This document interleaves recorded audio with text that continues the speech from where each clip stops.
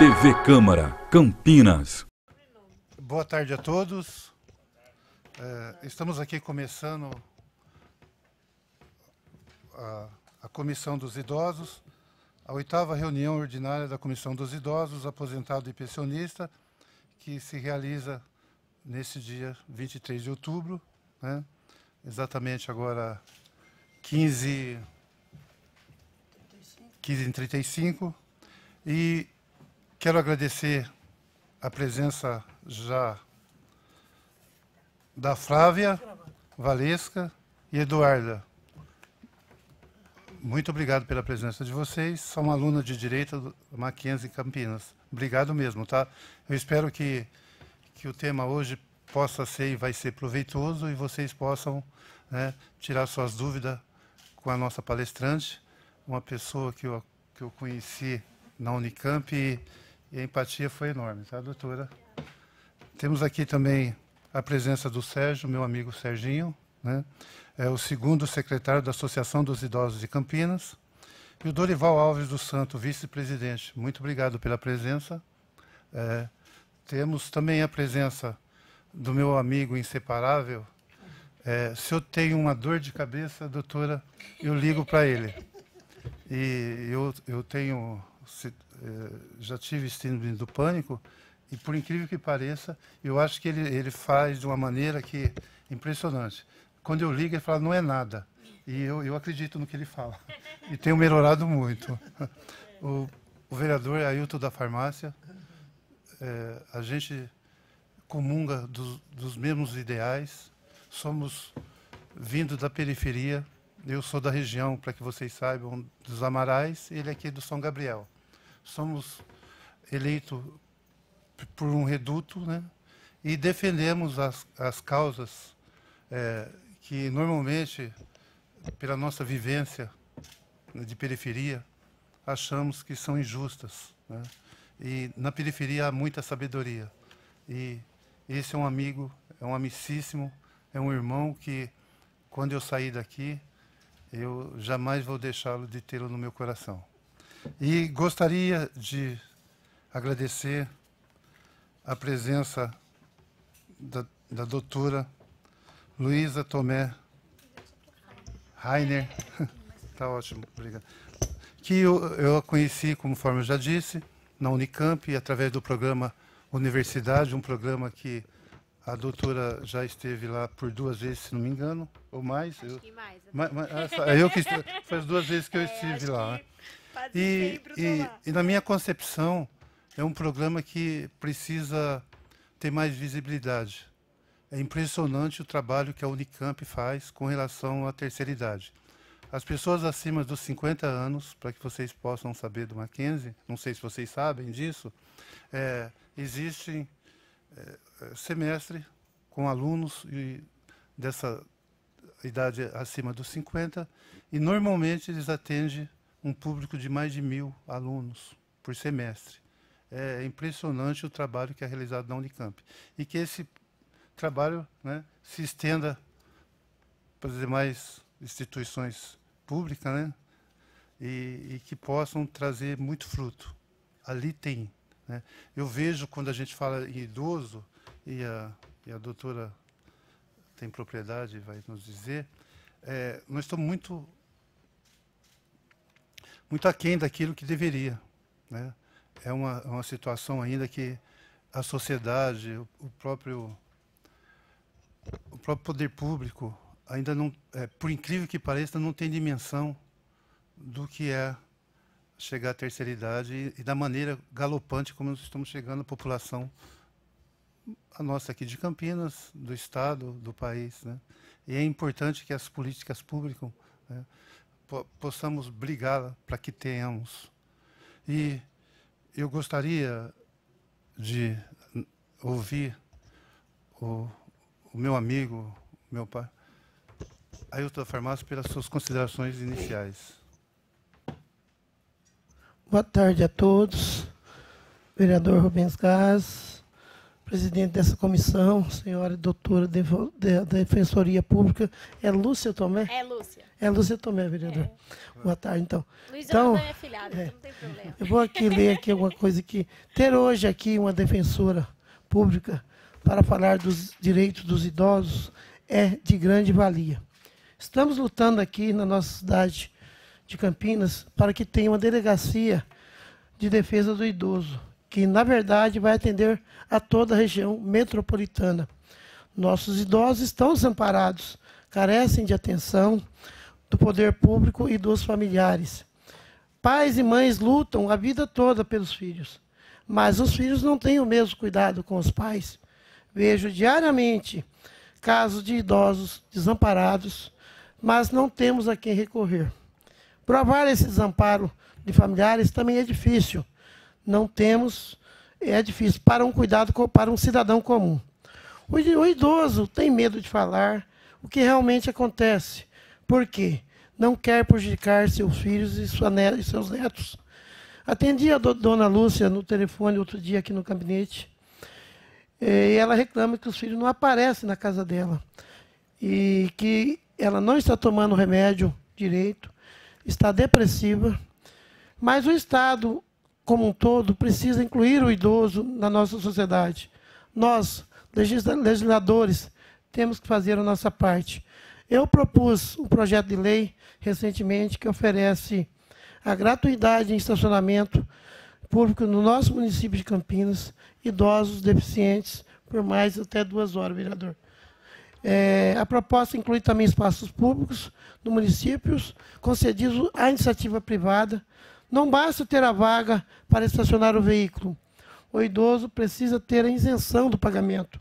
É um absurdo o idoso pagar R$ 14 para estacionar e fazer compras no Mercadão.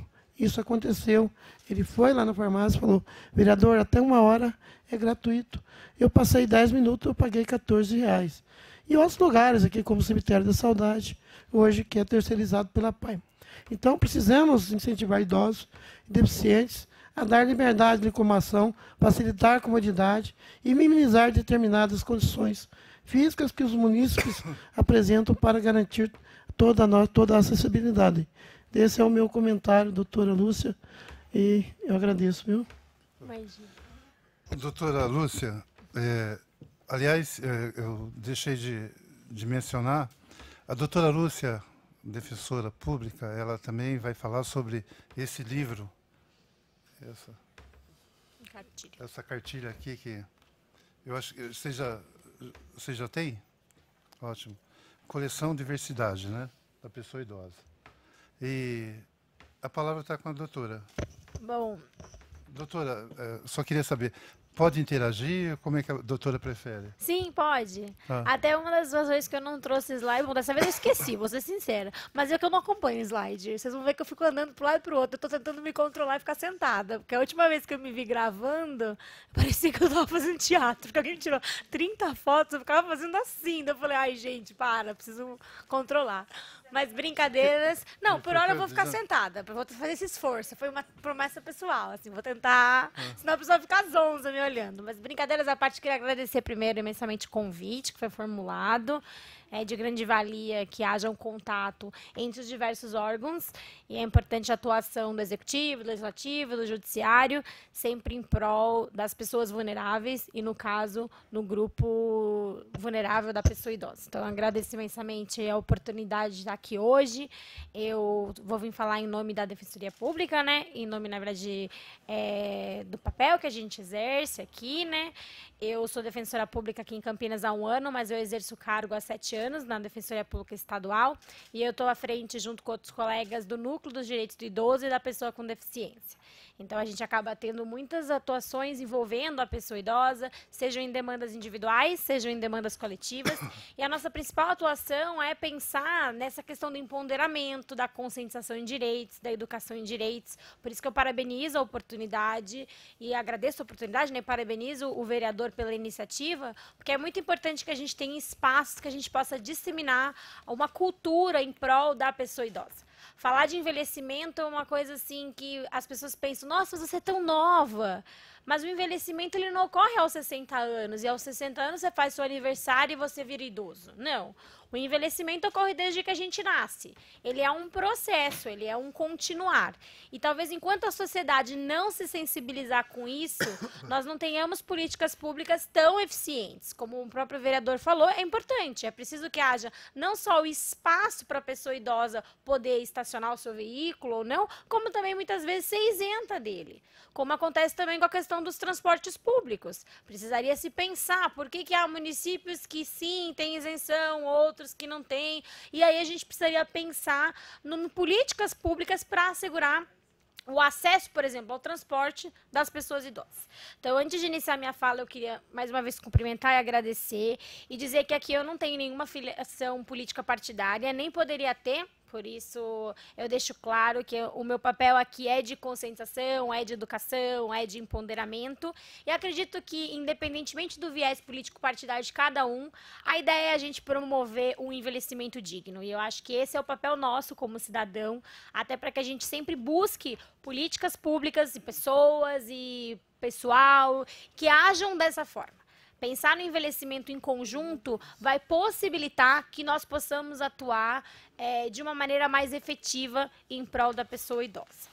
Então, o que eu queria primeiro dizer para vocês é que essa cartilha foi feita em conjunto comigo, uma defensora pública de Presidente Prudente. Ela envolve a temática das diversidades, então nós temos cartilha de pessoa com deficiência, cartilha de mulheres, cartilha de idosos, que foi uma ideia, na verdade, de tratar o tema de uma maneira mais didática. Então, no caso, a coleção Diversidade das Pessoas Idosas, vocês vão verificar que ao final a gente tem um jogo no qual a gente brinca que é como ajudar a Dona Ria, a vovó gargalhada, a envelhecer com dignidade. A ideia é conscientizar os jovens nas escolas, as crianças e os adolescentes sobre a importância do envelhecimento. Então, a ideia é ter, na verdade, um jogo, que seria um jogo de tabuleiro, onde a pessoa vai sendo questionada sobre os direitos, sobre os deveres, para que assim seja uma mudança social, uma mudança estrutural. A pessoa se conscientize da importância que tem ela saber dos direitos do outro, para saber também quais são os direitos dela no futuro. A gente pensar em envelhecimento assim, ai, não é comigo porque hoje eu não preciso de assento preferencial, ai, não é comigo porque eu não preciso de um local mais próximo. Não. Cidadania significa você também se colocar no local do outro. Eu canso de escutar isso, e acredito que vocês também, quando aquelas vagas de shopping, que ficam mais próximas das entradas, as pessoas falam, ah, mas não tem problema, idoso não vem ao shopping esse horário. Não, gente, idoso não tem horário para ir ao shopping. O idoso vai ao shopping no horário que ele quiser. E as vagas são disponíveis para eles. Não é para outras pessoas estacionarem os lindos carros naquele local. É a mesma coisa com os transportes públicos. As pessoas simplesmente pegam e sentam no assento preferencial e dormem, né? Elas simplesmente desligam. Eu brinco que em São Paulo, quando eu trabalhava, as pessoas dormiam lá e eu sempre cutucava. Porque eu confesso que aqui eu acabo deslocando muito menos de transporte público, em São Paulo eu me deslocava muito mais, e eu cutucava a pessoa no sentido assim, olha, tem uma pessoa idosa aí do seu lado, assim, a pessoa, porque é isso, é um assento preferencial. E é preciso que a gente tenha essa consciência. Então, a ideia da cartilha qual foi? Se nós, desde o começo, desde as escolas, conscientizarmos os jovens da importância de olhar o envelhecimento sobre um outro viés, nós podemos fazer com que uma sociedade seja mais inclusiva, mais participativa e que os direitos da pessoa idosa sejam devidamente implementados. Não vai haver discussão, mas por que isentar o estacionamento do idoso e não de outro grupo? Não, você está isentando do idoso. Nada impede que se isente outras categorias se eventualmente forem necessárias, mas não tirar dos idosos. Porque vocês talvez percebam isso, eu depois até quero que participem, porque senão parece que eu estou falando aqui, ninguém gostou, ninguém está gostando, ninguém está se inteirando, então tem que participar. Da ideia do quê?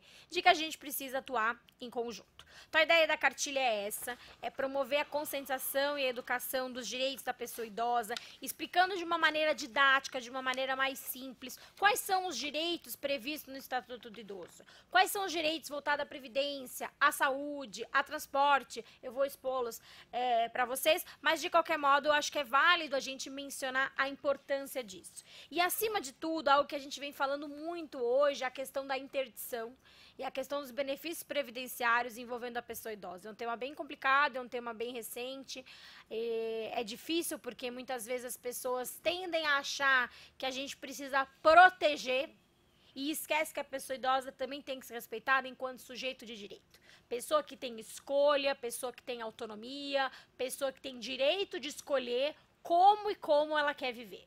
E isso é muito importante. Não é um filho que vai decidir como a pessoa idosa vai viver. É preciso que ela, sim, também seja respeitada. E isso, no processo de envelhecimento, a gente tem percebido que faz uma enorme diferença.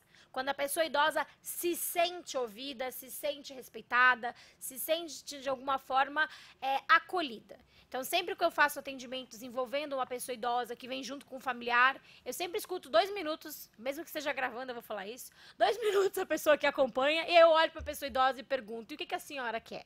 E às vezes a pessoa fica meio perdida, porque ela fica meio assim, mas meu filho vai dizer. Não, o que a senhora quer? Qual é o desejo da senhora? O que a senhora procura? E muitas vezes não é aquilo que o filho dela queria. Muitas vezes não é aquilo que o familiar dela queria.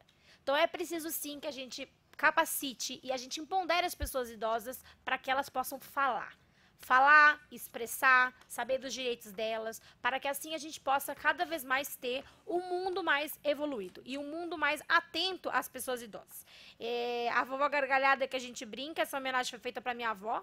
Minha avó tem 85 anos de idade e é uma pessoa extremamente engajada. É óbvio, gente, ela tem 85 anos, você conversa com ela, às vezes ela é esquecida, às vezes ela é atrapalhada, às vezes ela repete 20 vezes a mesma história, às vezes ela posta no Facebook algo que ela achava que estava postando no WhatsApp, às vezes ela faz aqueles comentários que eram para ser privados no público, mas ela tem 85 anos de idade, gente. A pessoa não nasceu na tecnologia. Eu brinco que às vezes eu olho e falo assim, gente, eu vou precisar de ajuda pro meu sobrinho, porque eu não sei como mexer nisso. Então eu acho que a gente tem que ter esse olhar atento para as pessoas idosas também. Se pra gente muitas vezes é difícil manusear a tecnologia, eu brinco que eu faço o sistema old school, vocês estão vendo aqui, eu levo papel, eu tenho agenda no papel. Acho que eu ser uma das poucas pessoas que usa aquela agenda do Banco do Brasil, que é quadriculada. Todo ano eu vou buscar, acho que o gerente deve dizer, minha senhora, acho que você é a única pessoa que usa essa agenda. Porque eu não sei usar no computador. E eu gosto. Então, assim, a gente tem que respeitar que as pessoas idosas têm o jeito delas. E isso é, obrigada, muito importante. Então, eu fiz, na verdade, essa cartilha em homenagem à minha avó. Ela é viva, ela adora, até quando ela vai no banco, ela faz dessas às vezes, ela leva a cartilha pro gerente do banco e fala assim, aqui estão os direitos do idoso, a minha neta entende, aí eu acho engraçado, porque ela vai de algum jeito ou de outro divulgando os direitos dela mesma, então é muito importante isso. E pra gente, né, tentar entrar um pouco mais na parte jurídica, até para as meninas me participarem, ajudarem. Não é uma prova oral, que vocês têm que participar, mas, por favor, interajam, porque daí a gente consegue, de algum jeito mais didático, tentar explicar. Como o público é bem variado, eu vou tentar evitar o juridiquês, porque as colegas aqui sabem o quão que é difícil, né? Quando a gente lida com alguém que não é da área, né? Eu namoro um engenheiro e eu falo que às vezes eu começo a falar as coisas, ele para assim, o que é isso? Aí você fala, ai meu Deus, como eu vou explicar o que é um habeas corpus? Porque daí a conversa não flui. Porque você tenta contar algo e quando você vê, você tá lá explicando. Mas brincadeiras à parte, vamos lá. Primeira coisa que a gente tem que pensar é o seguinte. Existe alguma lei que protege os direitos do idoso? Sim. O Estatuto do Idoso é uma dessas leis, mas ela não é a única. Nós temos um microsistema jurídico protetivo, ou seja, um conjunto de leis que vai proteger os direitos da pessoa idosa. Essas leis, elas podem ser tanto do ponto de vista interno, né, dentro do nosso país, como nós temos tratados internacionais de direitos humanos que protegem os direitos das pessoas idosas. O que isso significa? Significa que nós temos um grande aparato legislativo, um conjunto de normas que visa promover, proteger e efetivar os direitos das pessoas idosas. O Estatuto do Idoso, eu costumo dizer, quando eu acabo fazendo palestras envolvendo idoso, que devia ficar na cabeceira da cama. Porque é ali onde a pessoa consegue saber os direitos mais básicos delas. Mas se houverem outros direitos que estiverem em tratados internacionais, às vezes de uma lei municipal, que forem maiores do que o Estatuto do Idoso, eles devem ser respeitados. Nós precisamos entender o Estatuto do Idoso como um patamar mínimo de proteção. Aqui está o mínimo necessário para assegurar a dignidade às pessoas idosas. E nós devemos sempre ir além. É importante, sim, projetos de leis que visem cada vez mais ampliar os direitos das pessoas idosas. Obviamente, é necessário que se busquem políticas para efetivar o que está aqui, porque essa seria o mínimo necessário. O mínimo de saúde, o mínimo de educação, o mínimo de transporte, mas é importante que a gente veja ele como um patamar mínimo, uma base mínima de assegurar os direitos. E aí nós precisamos lembrar que o Estatuto do Idoso assegura a proteção integral. O que isso significa? Que o Estado, leia-se a União, o Distrito Federal, os municípios, o próprio Estado, todos devem atuar em prol das pessoas idosas. E devem atuar visando o quê? A totalidade dos direitos a essas pessoas. Atuando com toda e qualquer medida necessária para resguardar os direitos da pessoa idosa. Essa proteção integral, se vocês se lembrarem, também está no Estatuto da Criança e do Adolescente. Ou seja, você também tem que assegurar a outros grupos vulneráveis essa proteção integral. E por que se tem que assegurar isso, gente? Porque a gente precisa assegurar um envelhecimento digno. O envelhecimento enquanto direito. O envelhecimento está expresso no Estatuto do Idoso, ele é um direito. E ele é um direito personalíssimo. O que isso significa? Significa que cada um tem o seu. O meu envelhecimento não vai ser igual ao do vereador, não vai ser igual ao da senhora, cada um tem um envelhecimento próprio, porque todos nós não somos iguais. E é preciso que a gente respeite a diferença para que a gente possa propiciar um envelhecimento digno para cada uma das pessoas. Se nós tratarmos todos igualmente, nós também não vamos estar fazendo justiça. Porque tem pessoas idosas que não têm problemas de saúde, mas elas às vezes necessitam de acesso ao lazer. Tem pessoas idosas que estão acamadas e elas precisam de tratamento médico. Tem pessoas idosas que às vezes necessitam de convivência, precisam de espaços públicos para realizar as atividades. Cada uma das pessoas idosas tem necessidades próprias e isso é preciso que seja respeitado. Tanto é importante que o próprio Estatuto da Pessoa Idosa fala disso, da importância de assegurar um envelhecimento digno. E por que a gente fala que é idoso quem tem 60 ou mais anos de idade? Essa foi uma opção do legislador. O legislador poderia ter dito, é a partir dos 20, dos 30, dos 40, dos 50, dos 60. Foi um critério, na verdade, o qual? Legal. O critério, na verdade, determinado pela lei. Pessoa fez 60 anos, é idoso. Por isso que a gente tem que pensar no processo de envelhecimento e pensar, na verdade, preventivamente. O que eu sempre digo? Se você sabe que você tem diabetes, não adianta chegar aos 60 anos de idade e procurar um médico. Você tem que preventivamente buscar esse auxílio. E também precisam ter políticas públicas preventivas para que quando você chegar na velhice, você chegar, na verdade, na etapa do próprio envelhecimento e tudo, você ter o quê? Condições de viver com dignidade. Por isso que a gente tem que defender esse envelhecimento desde que nasce, para ter um plano, um projeto de vida que vai assegurar que essa pessoa envelheça numa perspectiva melhor. Que ela envelheça com realmente dignidade. Não é digno uma pessoa, gente, que nem na semana passada eu tive a oportunidade de visitar, que vive em cima do lixo. E que ela não consiga um benefício da prestação continuada, porque simplesmente está há 6 meses aguardando o benefício do governo. A pessoa vive em cima do lixo. Ela já é idosa e ela vive no lixo. Tem situação mais miserável do que essa? Como a gente lida com essas questões? Como a gente fala? E a gente precisa lembrar que hoje a gente tem a prioridade especial, que é a prioridade da prioridade, que dentro do Estatuto é assegurado para aqueles que têm mais de 80 anos de idade. E aí eu não sei se vocês tiveram essa oportunidade, o doutor deve ter visto, quando você tem gente de várias idades, e aí eles discutem que sempre o mais velho decide. Não sei se... Exatamente. Eu já fui conselheira estadual, representando a defensoria, todo o mandato que era possível, depois por democracia eu tive que sair do Conselho Estadual em São Paulo, era assim, as eleições elas eram votadas entre os membros por idade. Só que tinha algumas vezes que eu falava, gente, mas não dá pra ser por idade o tempo inteiro, quem mais velho decide. Não, nós estamos numa democracia, democracia tem que ser maioria. E aí a gente ia tentando explicar. Porque é isso, é uma questão de cultura, a gente tem que ir mostrando para as pessoas isso. E vocês devem saber, aqui até como é gravado, a gente já fica mais ou menos assim. Mas a gente sabe, se para pensar na nossa família, que vô sempre acha que tem razão, vó sempre acha que tem razão. E como é que a gente lida com isso? Porque não dá para você virar para uma pessoa idosa que chega para você e falar, a senhora não tem razão. Você tem que tentar explicar para ela por que, por exemplo, os familiares estão preocupados que ela precisa não morar mais sozinha. Não adianta você fazer nas costas do idoso. Óbvio que não. Mas você precisa explicar para a pessoa idosa, olha, o senhor está morando numa casa, o senhor, olha, esses dias quase botou fogo, o senhor esquece às vezes o gás ligado, seu filho também tem receios, o que o senhor acha de eventualmente ter alguém que auxilie? Tem que ouvir a pessoa idosa, mas também tem que ter paciência para explicar, paciência para conscientizar. A pessoa recebe, gente, ela escuta, desde que ela também se sinta acolhida na escuta dela, e que ela fale, ai, doutora, é que eles fazem isso sem perguntar a minha opinião. E aí você fala, tá, mas e se a gente fizer uma reunião todo mundo junto aqui, fazer uma conversa, será que é possível? E por que eu tô dizendo isso? Porque a gente tem que pensar que quando a gente envolve os idosos, a gente precisa ouvir os idosos. Quem decide qual que é a melhor política pública para o idoso? O idoso. Não sou eu, não é o representante do legislativo, não é o representante do executivo, é o idoso. O idoso precisa dizer o que ele quer. Eu posso ter a melhor boa vontade do mundo e vamos lá fazer uma campanha de catarata. E chegar lá e falarem, doutora, o problema aqui não é catarata. O problema, por exemplo, aqui é moradia.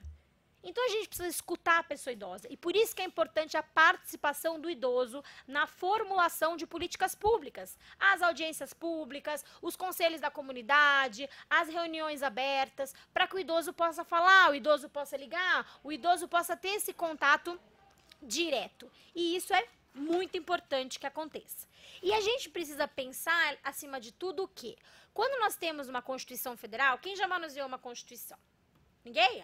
Quando a gente manuseia uma Constituição, a gente vai ver o quê? Ela é a base. Ela é a base, na verdade, de todo o nosso Estado Democrático de Direito. E ela fala, um dos objetivos dela, construir uma sociedade livre, justa e solidária. Ou seja, a solidariedade social. É preciso que a gente tenha um olhar atento com o outro. Não só porque um dia a gente pode estar naquela situação, mas que a gente precisa viver assim, em conjunto. E eu costumo dizer que quando as pessoas falam, o velho é o preconceito.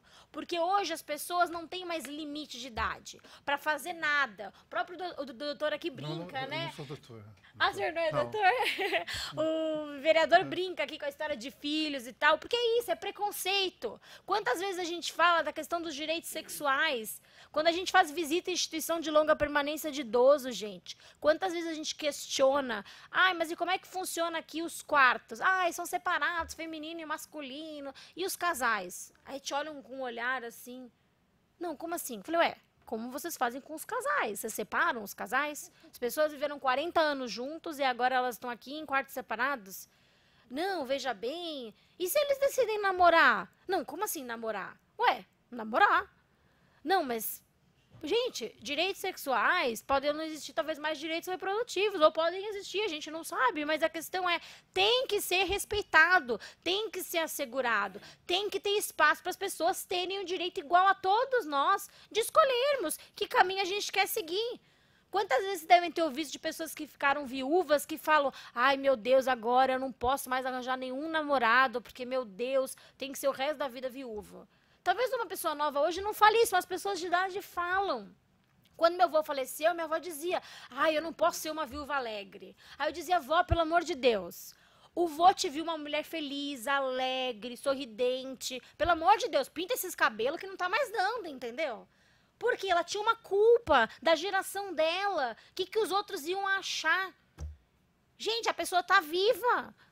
Meu avô faleceu faz 8 anos, graças a Deus minha avó tá bem. Mas por que eu tô falando isso? Porque é isso. As pessoas têm uma ideia assim, não, agora eu morreu, tenho que viver de preto pra sempre, viver de luto. Se ela quiser viver de preto, ela pode. Eu também às vezes gosto de usar preto. Mas a questão é escolher viver de preto. Não viver rendido ao que a sociedade fala.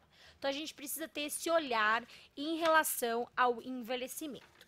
E quando a gente fala de envelhecimento, sobre o aspecto internacional dos direitos humanos, é muito importante que a gente saiba que tem tratados internacionais que protegem a pessoa idosa, de quão é importante a gente saber desses tratados. Tanto isso é que hoje a gente entende que os tratados internacionais de direitos humanos, eles têm natureza de constituição, natureza constitucional, ou seja, eles têm uma importância muito grande. Por isso que é preciso que a gente, assim, os respeite. Nós temos uma convenção que ainda está pendente, na verdade, de publicação de decreto pelo presidente da República, que é a Convenção Interamericana que trata dos direitos da pessoa idosa, que fala muito da importância da participação do idoso.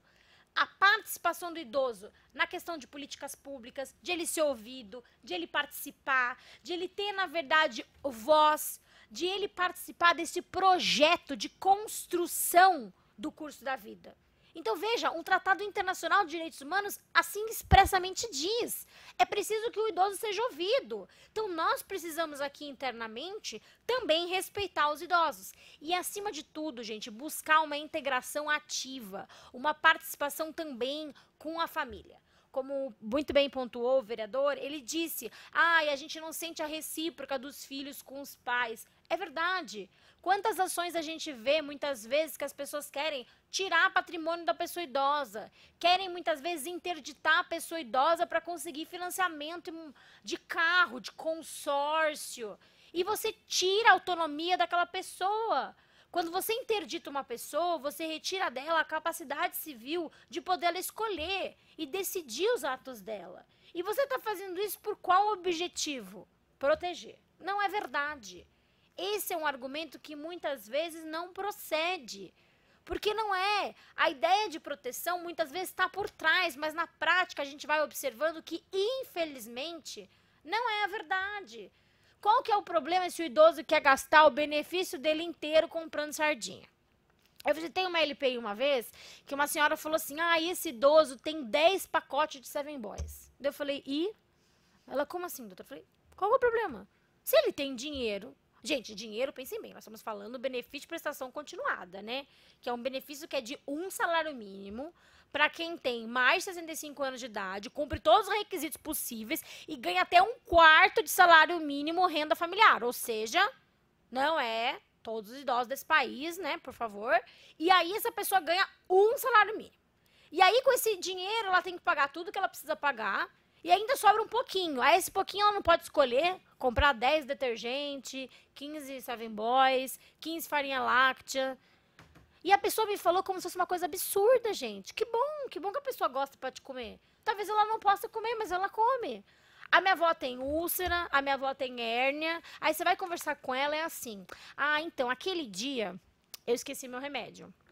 E eu comi 3 ovos, um bolo, e você fala, meu Deus. Fala, vó, por isso que você passou mal. Mas eu me cuido. Aí eu pergunto, ela quer viver, não quer? Quer. Mas ela não tem vontade de comer doce? Tem. Eu não estou incentivando as pessoas a comer doce e morrer, pelo amor de Deus, não é isso. O que eu estou querendo dizer é, deixa as pessoas também, gente, viverem e escolherem as escolhas delas. Não é porque a pessoa envelheceu que ela não tem mais direito. A minha avó tem 85, a minha bisavó morreu com 104. A minha avó pode ser que tenha ainda pela frente, mas sabe-se lá quantos anos. Então quer dizer que ela chegou aos 85, ela morreu. Ela tem atestado de óbito e fica vivendo viva.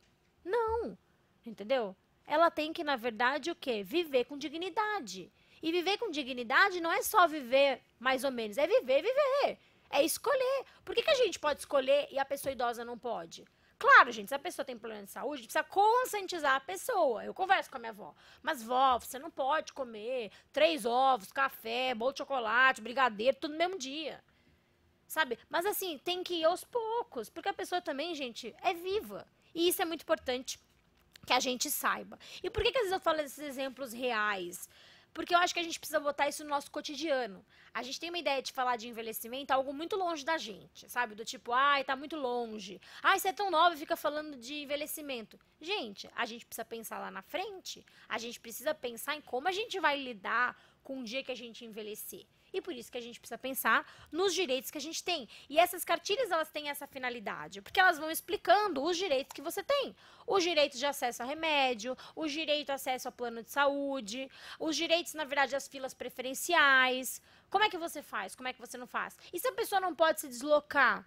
Está assegurado, inclusive, no Estatuto do Idoso, o representante de um órgão público ir até a residência da pessoa. Eles quase me matam quando eu falo isso. Mas é verdade. Está assegurado no Estatuto do Idoso. Se a pessoa não tem como ir, ok, alguém vai até ela. É assim que funciona. E como é que funciona a questão da prova de vida? Gente, pense como era a prova de vida da minha avó com a minha bisavó. Hoje minha avó tem 85, a minha bisavó é falecida. Mas quando minha avó tinha 80, a minha bisavó era viva. Só dava certo porque a gerente conhecia a minha avó e a minha bisavó. Porque minha bisavó não saía mais da cama. E aí era uma confusão para provar que ela estava viva. Aí eu te pergunto assim, isso é proteger o idoso? Fazer com que o idoso tenha que sair da cama ou se deslocar para ir até o banco provar que está vivo? O banco que mande o representante para ver se aquela pessoa está viva. Ai, mas como é que o banco vai fazer isso? Ai, o mundo é capitalista. Bom, gente, daí é um problema do mundo arranjar uma política pública, arranjar uma forma de atuar decente, porque a pessoa idosa merece viver com dignidade. Ela merece ser respeitada. E isso é muito importante que a gente cada vez mais se conscientize. E por isso que eu sempre falo da importância da participação democrática, a participação da cidadania, a participação das pessoas atuando. Porque assim a gente vai ter um controle da sociedade e vai possibilitar que a gente haja o quê? Cada vez mais uma fiscalização do que é feito e uma formulação também de políticas públicas que estejam relacionadas aos direitos do idoso. Eu não sei se vocês já perceberam, mas, por exemplo, os planos de saúde, eles vão sendo alterados conforme a idade. Chega aos 59 anos de idade, é aquela beleza. Eu não sei se vocês tiveram essa vivência. Eu tive, porque meu pai chegou aos 60 anos. Aos 59 anos de idade, o plano de saúde do meu pai aumentou 118%. Por quê? Porque o Estatuto do Idoso veda aumento do plano de saúde aos 60 anos de idade. O que os planos de saúde fazem? Aumenta aos 59. Mas foi reconhecido o quê? Como uma forma oblíqua, uma forma, na verdade, equivocada de você violar o Estatuto do Idoso. Porque você faz o quê? Altera aos 59. E aí qual que é o argumento dos planos de saúde? Não, eu não aumentei aos 60, eu aumentei aos 59. E aí por isso que o judiciário acabou caminhando, dizendo não, se aos 59 o aumento for excessivo, desproporcional e abusivo, ele também não é permitido. Porque você está o quê? Violando o acesso à saúde da pessoa idosa, que pagou ao longo da vida e que muito provavelmente vai utilizar mais quando ela tiver com 60 ou mais anos de idade. Eu brinco que eu uso um monte de plano de saúde. Então, um dia que eu tiver 60, acho que o plano de saúde não vai se importar muito comigo. Mas por que eu estou querendo dizer isso? Porque é mais uma vez um preconceito de que a pessoa só vai usar quando ela tiver mais idade. Não necessariamente. Eu acho que eu uso muito mais do que o meu pai. Então, são coisas que a gente precisa, assim, pensar. Olha como, de novo, tem o nosso preconceito atrás. Ah, não. Vai custar mais caro, então, o mundo capitalista, vamos aumentar. E a pessoa idosa fica prejudicada. E aí, a gente também precisa pensar em outras questões. Por exemplo, LOAS, que é a Lei Orgânica de Assistência Social, que eu estava falando para vocês, do benefício da prestação continuada. Ah, porque agora todo idoso tem. Mas seria ótimo se todo idoso tivesse. Mas não é. É extremamente burocrático para conseguir o BPC, gente. Tem que fazer um cadastro, tem que esperar, tem que comprovar que não tem meios para prover o próprio sustento, tem que fazer uma série de coisas para a pessoa conseguir o benefício. E aí ela consegue o benefício, e aí o que acontece? Muitas vezes, por exemplo, o parceiro falece e não transmite, gente. Porque ele é personalíssimo, ele é vitalício, mas ele é para aquela pessoa. E aí a pessoa não entende, sabe por quê? Porque, infelizmente, às vezes ela é enganada, alguém diz para ela que vai conseguir a aposentadoria do marido, ela acredita, e não é a aposentadoria que está se conseguindo, é um benefício da prestação continuada. E aí, quando o marido ou a esposa vem a falecer, o outro fica sem nada. E até você conseguir explicar para a pessoa que, infelizmente, ela foi enganada, que não fizeram o BPC dela, mas que não fizeram a aposentadoria, mas que fizeram o BPC dela, a pessoa ficou sem dinheiro. E é fácil, gente, por isso que é triste enganar as pessoas idosas. Porque as pessoas idosas, de uma maneira mais genérica, elas são o quê? Mais carentes. Porque elas acabam ficando sem o olhar da família. Nem sempre elas têm autonomia, porque elas não têm essa de fazer mil coisas. E aí você vê assim, o quão às vezes é triste a pessoa cair nos famosos golpes. E, gente, é de todo tipo. Eu falo para minha avó, banco não é instituição de caridade. Porque a minha avó tem uma mania de achar que os gerentes dos bancos são amigos dela. E por que eu brinco com a história da minha avó? Porque, assim, talvez seja isso que aconteceu com a avó de todos vocês, com todos nós. A pessoa acredita. Aí chega o dito cujo e liga pra ela e fala, olha, dona Ria, se a senhora fizer isso aqui, a senhora ganha isso. O que ela faz? Faz. Quando eu olhei a conta da minha avó, gente, da última vez, porque ela me constituiu procuradora dela e tudo, ela tinha 8 mini consorcinhos no nome dela. Ela tem 85 anos, ela tinha 2 consórcios de carro. A minha avó não dirige. A minha avó teve catarata. E ela tinha 2 consórcios de carro. A minha avó tinha previdência. Aí um dia eu virei pro gerente do banco e falei pra ele, você pode me explicar essa previdência? Porque assim, minha avó tem 85 anos, acho que ela já tá vivendo, né, a previdência dela, né? A previdência é pra quê? Um dia que ela falecer, assim... Gente, olha isso. Por que eu tô falando isso?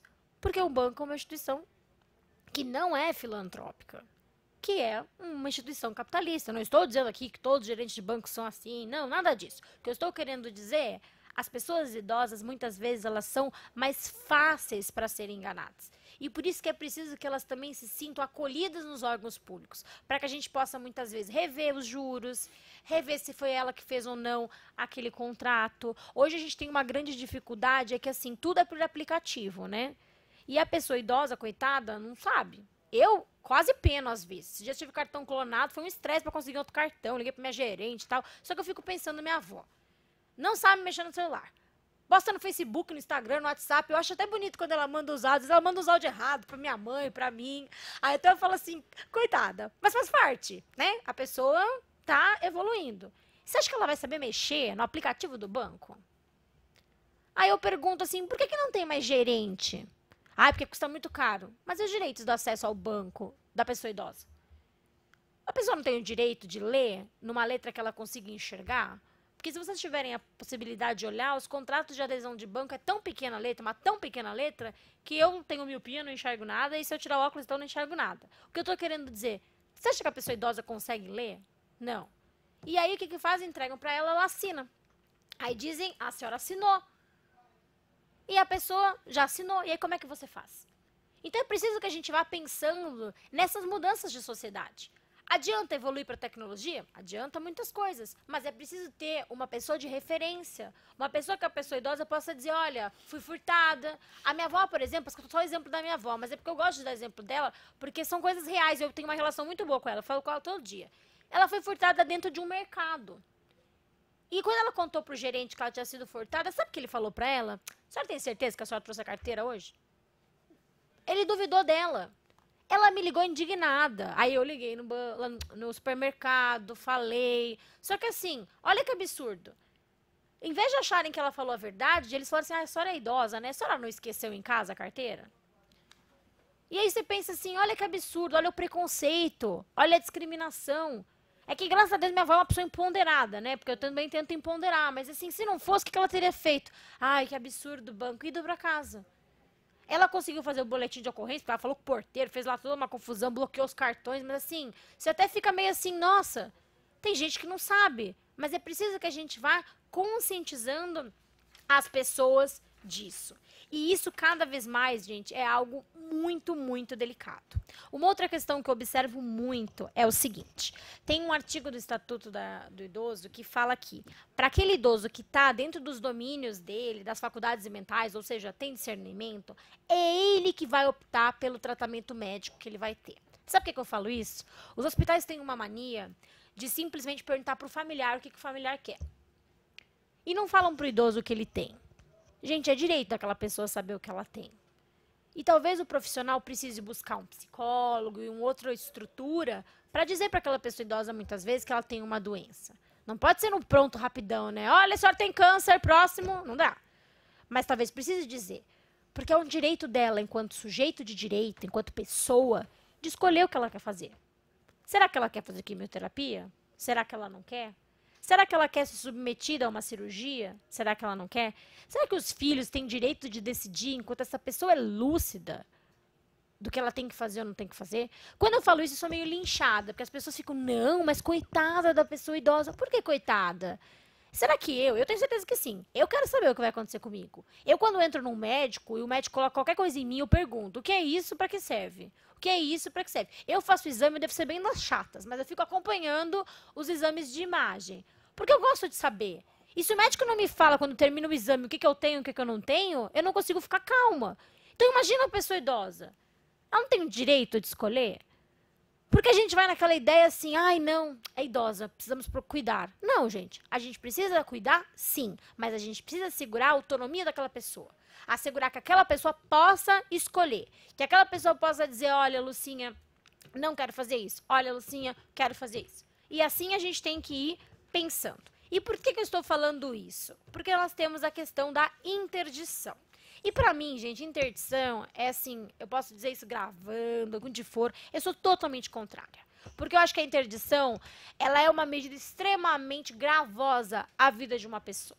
Você simplesmente tolhe dela, você tira dela o direito de ela decidir sobre os aspectos da vida dela patrimoniais. Graças a Deus, nós temos uma Convenção Internacional de Direitos Humanos, que é a Convenção de Nova York, que esse ano vão fazer 10 anos da convenção. E essa convenção dizia assim, nós temos que reconhecer o quê? Que as pessoas com deficiência têm que ser tratadas em igualdade de condição com as demais pessoas. O que isso significa? Que a deficiência não está mais na pessoa, mas no meio em que ela vive. Explico. Ah, a pessoa tem Alzheimer, a pessoa tem esquizofrenia. Como é que era antes? Automaticamente ela era interditada.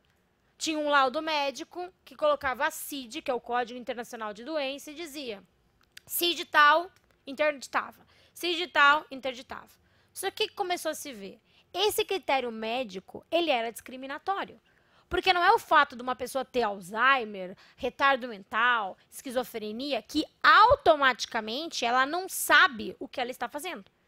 Existem diferentes graus de autonomia, diferentes graus de atuações. A pessoa às vezes sabe falar, mas não sabe ouvir, sabe expressar. Tem níveis. Por isso que a gente não pode juntar todo mundo, jogar no mesmo saco e falar que é igual. Não. O que essa convenção veio e disse? Não. Precisamos analisar o caso concreto. Precisamos fazer uma perícia multidisciplinar. Vai precisar ter psicólogo, vai precisar ter TO, vai precisar ter assistente social, várias pessoas que possam dizer quais são os limites daquela pessoa. Então, hoje, você não pode mais interditar uma pessoa único e exclusivamente por conta de uma doença. E aí nós temos o seguinte ponto. E o INSS? O INSS pode exigir interdição para aquisição de benefício previdenciário? Não. E o INSS exige? Eles dizem que não. Mas o que a gente observa no nosso dia a dia é que inúmeras pessoas comparecem ao atendimento da Defensoria Pública falando que um dito cujo falou que a pessoa precisava interdição. E aí eu posso passar, gente, a tarde inteira tentando explicar para a pessoa que ela não precisa interditar. E ela não se convence disso. Porque alguém do INSS disse para ela que ela precisa interditar o familiar para adquirir o benefício previdenciário. E aí nós estamos fazendo o quê? Uma interdição em massa das pessoas para adquirir um benefício previdenciário. E por que isso é grave? No momento que a gente interdita uma pessoa, a gente tira dela o poder de decidir. Então, por exemplo, se eu tivesse interditado, não vou citar minha avó porque eu não vou interditar ela nunca. Se eu tivesse interditado, finge que isso aqui é uma pessoa. Esta pessoa, certo? Ela não vai poder mais fazer contrato bancário, ela não vai poder mais alugar, ela não vai poder mais fazer empréstimo, ela não vai poder mais comprar um chip de telefone, ela não vai poder mais ir no banco, ela não vai poder mais fazer nada no ponto de vista patrimonial. E eu, que estou exercendo o papel dela, posso fazer tudo em nome dela. Pode ser que eu faça bem, de boa fé, como pode ser que não. E aí você tira daquela pessoa todo o direito dela de escolher. E se ela quiser vender o carro? E se ela quiser vender? E se ela quiser fazer? No caso da minha avó, por exemplo, ela não dirige aos 85 anos de idade, mas qual seria o problema se ela dirigisse? Se ela pudesse, se ela estivesse dentro da lei? A gente não pode criar limites. Eu escutei uma vez numa palestra que eu fui, é um absurdo pessoas idosas dirigirem. Elas causam um perigo ao trânsito e deveríamos retirar as carteiras de motoristas delas. Aí eu olhei para a pessoa e falei assim, bom, acho que talvez você não tenha muito discernimento também para talvez dirigir, porque assim, se o senhor está falando isso, talvez você não saiba. E aí eu sei que foi uma situação meio assim, porque assim, quem disse? Agora as pessoas idosas têm limite para dirigir. A gente decide pela idade quem dirige, quem não dirige. Por que eu fico falando isso para vocês? Para a gente ir se conscientizando que a gente faz discriminações ou aceita discriminações sem perceber que isso é violar direitos. Isso é violar direito. Isso é violar direito de acesso, isso é violar direito de transporte, isso é violar direito à liberdade, e isso é importante que a gente saiba. É assegurado ainda, em relação ao direito à saúde, gente, ao idoso, o acompanhante. E olha o que está escrito no Estatuto do Idoso. Ao idoso internado é assegurado o direito ao acompanhante. O direito ao acompanhante é do idoso. Tem estabelecimentos de saúde que não internam pessoas idosas ou não acolhem pessoas idosas porque ela não tem acompanhante. Desculpa, o hospital ou a instituição vai ter que providenciar um cuidador, porque é um direito da pessoa idosa. Mas se ela não tiver uma pessoa que o acompanhe, o estabelecimento deve assegurar o quê? Acesso daquela pessoa. E não pode ligar para o familiar ameaçando que está causando abandono, porque abandono não é isso. Abandono é quando a pessoa tem uma alta hospitalar, por exemplo, esquece da pessoa idosa e esquece de buscar. Isso pode ser, sim, um dia, né, dentro do caso concreto, analisado como abandono. Agora, a pessoa ter que ir trabalhar e deixar o idoso no hospital, isso não é abandono. E aí o que acontece? Volta o mundo capitalista. Ah, não, mas é muito caro para o hospital, é muito perigoso. Ué, mas aí tem que contratar um profissional que vai fazer. Vai tirar a fralda, vai dar banho, vai dar comida. É que dá o quê? Trabalho e dá custo. Então as pessoas dizem que é do acompanhante. Tudo bem. É um direito dele. Então tem que interpretar o Estatuto do Idoso em prol do idoso. É direito do idoso por quê? Porque o idoso quer alguém da confiança dele. O idoso quer alguém que ele tenha vínculo. O idoso quer alguém que ele conheça para dar banho, para eventualmente trocar fraldas, para dar comida para ele se sentir num ambiente que é hospitalar mais acolhido.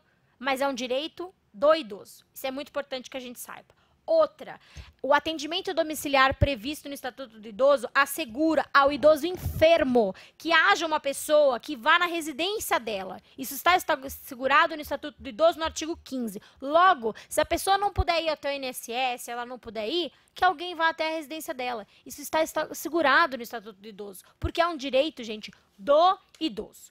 E, acima de tudo, a gente precisa sempre se lembrar da violência contra a pessoa idosa, e por isso que eu volto a concordar com o vereador, da importância que tem de se criar delegacias públicas, delegacias de polícia especializadas da pessoa idosa. E não fazer que nem a gente está acostumado a ouvir em alguns municípios, que é tudo junto. Ah, idoso, mulher, pessoa com deficiência, criança, como se o idoso não fosse digno de ter uma delegacia própria.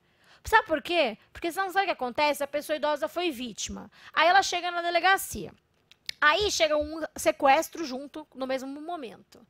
Ou, por exemplo, um assalto gigantesco. Quem eles vão ouvir? O idoso ou todo mundo que participou do sequestro e do roubo? Aí a gente começa a ver uma série de violações de direitos. Preferencial, esquecemos. Ah, mas é urgente. Ok, situações de urgência, às vezes não dá pra gente ter o preferencial, é o que eu falo. Às vezes, em imposto de saúde, a gente precisa pensar. Tem alguém morrendo e o idoso que tá com dor de cabeça. Também a gente precisa ponderar direitos. Eu sempre brinco, quando eu falo de direitos, eu falo de deveres. E é preciso também que as pessoas saibam do dever de cidadania, né? Se tem uma outra pessoa que às vezes pode ser até mais novo, mas tá numa situação mais grave, precisa ser sopesado. Mas voltando ao exemplo que eu estava falando. Aí você chega na delegacia, não vai ser ouvido. A pessoa idosa, ela tem dificuldade muitas vezes de se expressar, gente. Ela demora, ela não é prática. Aí a pessoa não tem a mínima paciência de ouvir. Começa assim, fala logo, não tô entendendo, não tô te ouvindo, não tô falando. Aí a pessoa não consegue se expressar, porque é normal, é da idade. A pessoa às vezes não consegue ouvir. É da idade. Claro que eu tô falando das situações mais graves aqui. Uma pessoa que não tem essa dificuldade, ok. Mas tô falando de pessoas que a gente vê. Eu trabalho e vira e mexe, a gente vê, às vezes, de vítimas, tal, que vão falar pro juiz, elas não escutam, elas têm que levantar, elas têm que, tipo, escutar mais perto. E a pessoa que tá perguntando tem que ter paciência. Graças a Deus eu trabalho com uma juíza que tem, porque é isso mesmo. Você tem que ter paciência, tem que ter uma escuta diferenciada. Então é preciso que tenha espaço que essa pessoa idosa vai se sentir acolhida, que vá numa delegacia e que ela não tenha que sofrer de novo nova violência. Foi vítima de um assalto, colocaram 2 armas na cabeça daquela pessoa. Como é que ela vai numa delegacia lá que tá um caos, que ninguém vai ouvir ela? Ela tem que ir num lugar que ela sinta o quê? Acolhida. E que ela seja respeitada. E a gente precisa pensar, e aí eu acho muito válido o que tem na delegacia de Presidente Prudente, e não sei se tem em outros municípios, mas aquela eu já tive a oportunidade de conhecer, que é uma visão multidisciplinar da delegacia, que é uma atuação não só punitiva, repressiva, penal, mas numa ideia de tentar solucionar os direitos da pessoa idosa. Então, por exemplo, chega um relato de que uma pessoa idosa está sofrendo maus tratos, porque ela está dormindo no chão da cozinha daquela casa. Primeiro, está dormindo no chão da cozinha daquela casa porque a família quer maltratar ela ou porque não tem espaço. A pessoa idosa está sendo maltratada mesmo ou, infelizmente, naquela circunstância, naquela casa, não cabe outro local. Será que não seria preciso que essa pessoa tivesse um auxílio para ter uma reforma na casa, tivesse uma casa maior, tivesse uma outra estrutura? Eu não estou dizendo que tem que dormir a pessoa no chão, não é isso. O que eu estou querendo dizer é que a gente precisa olhar sobre o viés familiar. Até porque muitos dos crimes praticados são domésticos. E a pessoa idosa não quer representar contra um filho, gente. Ela não quer. E aí você precisa fazer o quê? Uma mediação, uma conciliação, conversar. Não vai adiantar, por exemplo, se uma mãe, por exemplo, é furtada pelo filho, porque o filho precisa usar drogas. Ah, então tá bom, vamos registrar um boletim de ocorrência, vamos prendê-lo. Não vai adiantar. Primeiro que até por conta do estatuto até por conta do Código Penal, a gente teria que ver algumas isenções e tudo, mas assim, independentemente disso, a gente precisa pensar, vai resolver a vida daquela senhora? É isso que aquela senhora quer? Ou aquela senhora, às vezes, quer um auxílio para aquele filho, para que ele tenha um acompanhamento médico. A dinâmica daquela pessoa idosa vai melhorar de que forma? Então, talvez a gente precise pensar também na delegacia como um outro órgão dentro do sistema de justiça que vai propiciar um atendimento digno para a pessoa idosa. Mas não um viés só punitivo, não um viés só de crime, de pena, e a gente pensar nessa perspectiva. Tá? Eu acho que numa linguagem geral, assim, eu quero deixar aberto até para vocês irem perguntando, mas eu queria, na verdade, deixar assim, uma ideia de que é muito importante que a gente tenha espaços, que a gente possa falar sobre os direitos da pessoa idosa. É raro, eu falo que hoje em dia até está tendo uma preocupação maior, porque pesquisas da ONU falam que em 2050 nós vamos ter muito mais pessoas idosas do que pessoas jovens. Nós estamos envelhecendo enquanto sociedade e é preciso que a gente tenha um olhar atento, porque não adianta a gente chegar nessa situação e não ter como resolver. Toda a questão que a gente tem hoje de previdência e disso é algo que a gente precisa pensar. Como é que a gente vai fazer? Como é que a gente vai fazer no futuro? E as pessoas que estão naquela situação, como é que a gente resolve a vida daquelas pessoas que já estão naquela situação? E como a gente pode fazer com que aquelas pessoas que ainda não chegaram, por exemplo, as crianças do nosso país, elas possam mais para frente ter um envelhecer digno? E é essa questão dessa responsabilidade intrageracional ou intergeracional, ou seja, dentro da mesma geração ou gerações diversas atuando junto, para que a gente possa propiciar um envelhecimento digno. Então, acho que de uma maneira muito geral, eu depois até estou aberta, eu quero que perguntem mesmo sobre direitos específicos, de a gente conscientizar e empoderar. E por isso que a gente, quando escreveu a cartilha, pensou dessa forma, de como falar de uma linguagem mais didática, até para as crianças, os direitos das pessoas idosas, e também os deveres dos cidadãos, para que eles respeitem os direitos do idoso. E talvez havendo uma mudança de mentalidade, nós possamos cada vez mais ter um envelhecimento mais respeitoso. Porque as pessoas vão olhar e vão num outro momento e falar, não vou mais sentar nesse local, porque esse é um assento do idoso. Não vou mais estacionar meu carro ali, porque ali é um estacionamento reservado à pessoa idosa. E respeitar o idoso, não questionando, discutindo, mas de que aquilo é daquela pessoa, faz parte, que um dia tomara que a gente tenha uma sociedade mais respeitosa. Então, acho que de uma maneira geral, era isso que eu queria falar hoje. Então, eu agradeço imensamente e estou à disposição. Doutora, eu queria também falar da doutora Denise, assessora do vereador Ailton, que se encontra aqui. Bom. Perdoe pelo lapso. Tá? Doutora, na reunião passada, nós tivemos aqui a Marta e a Giva. Ela falou sobre escola de cuidadores. Eu acho de extrema necessidade que isso seja implantado. Porque, na realidade, a nossa cultura ainda, a nossa maneira de ser, a doutora usou como referência sua avó.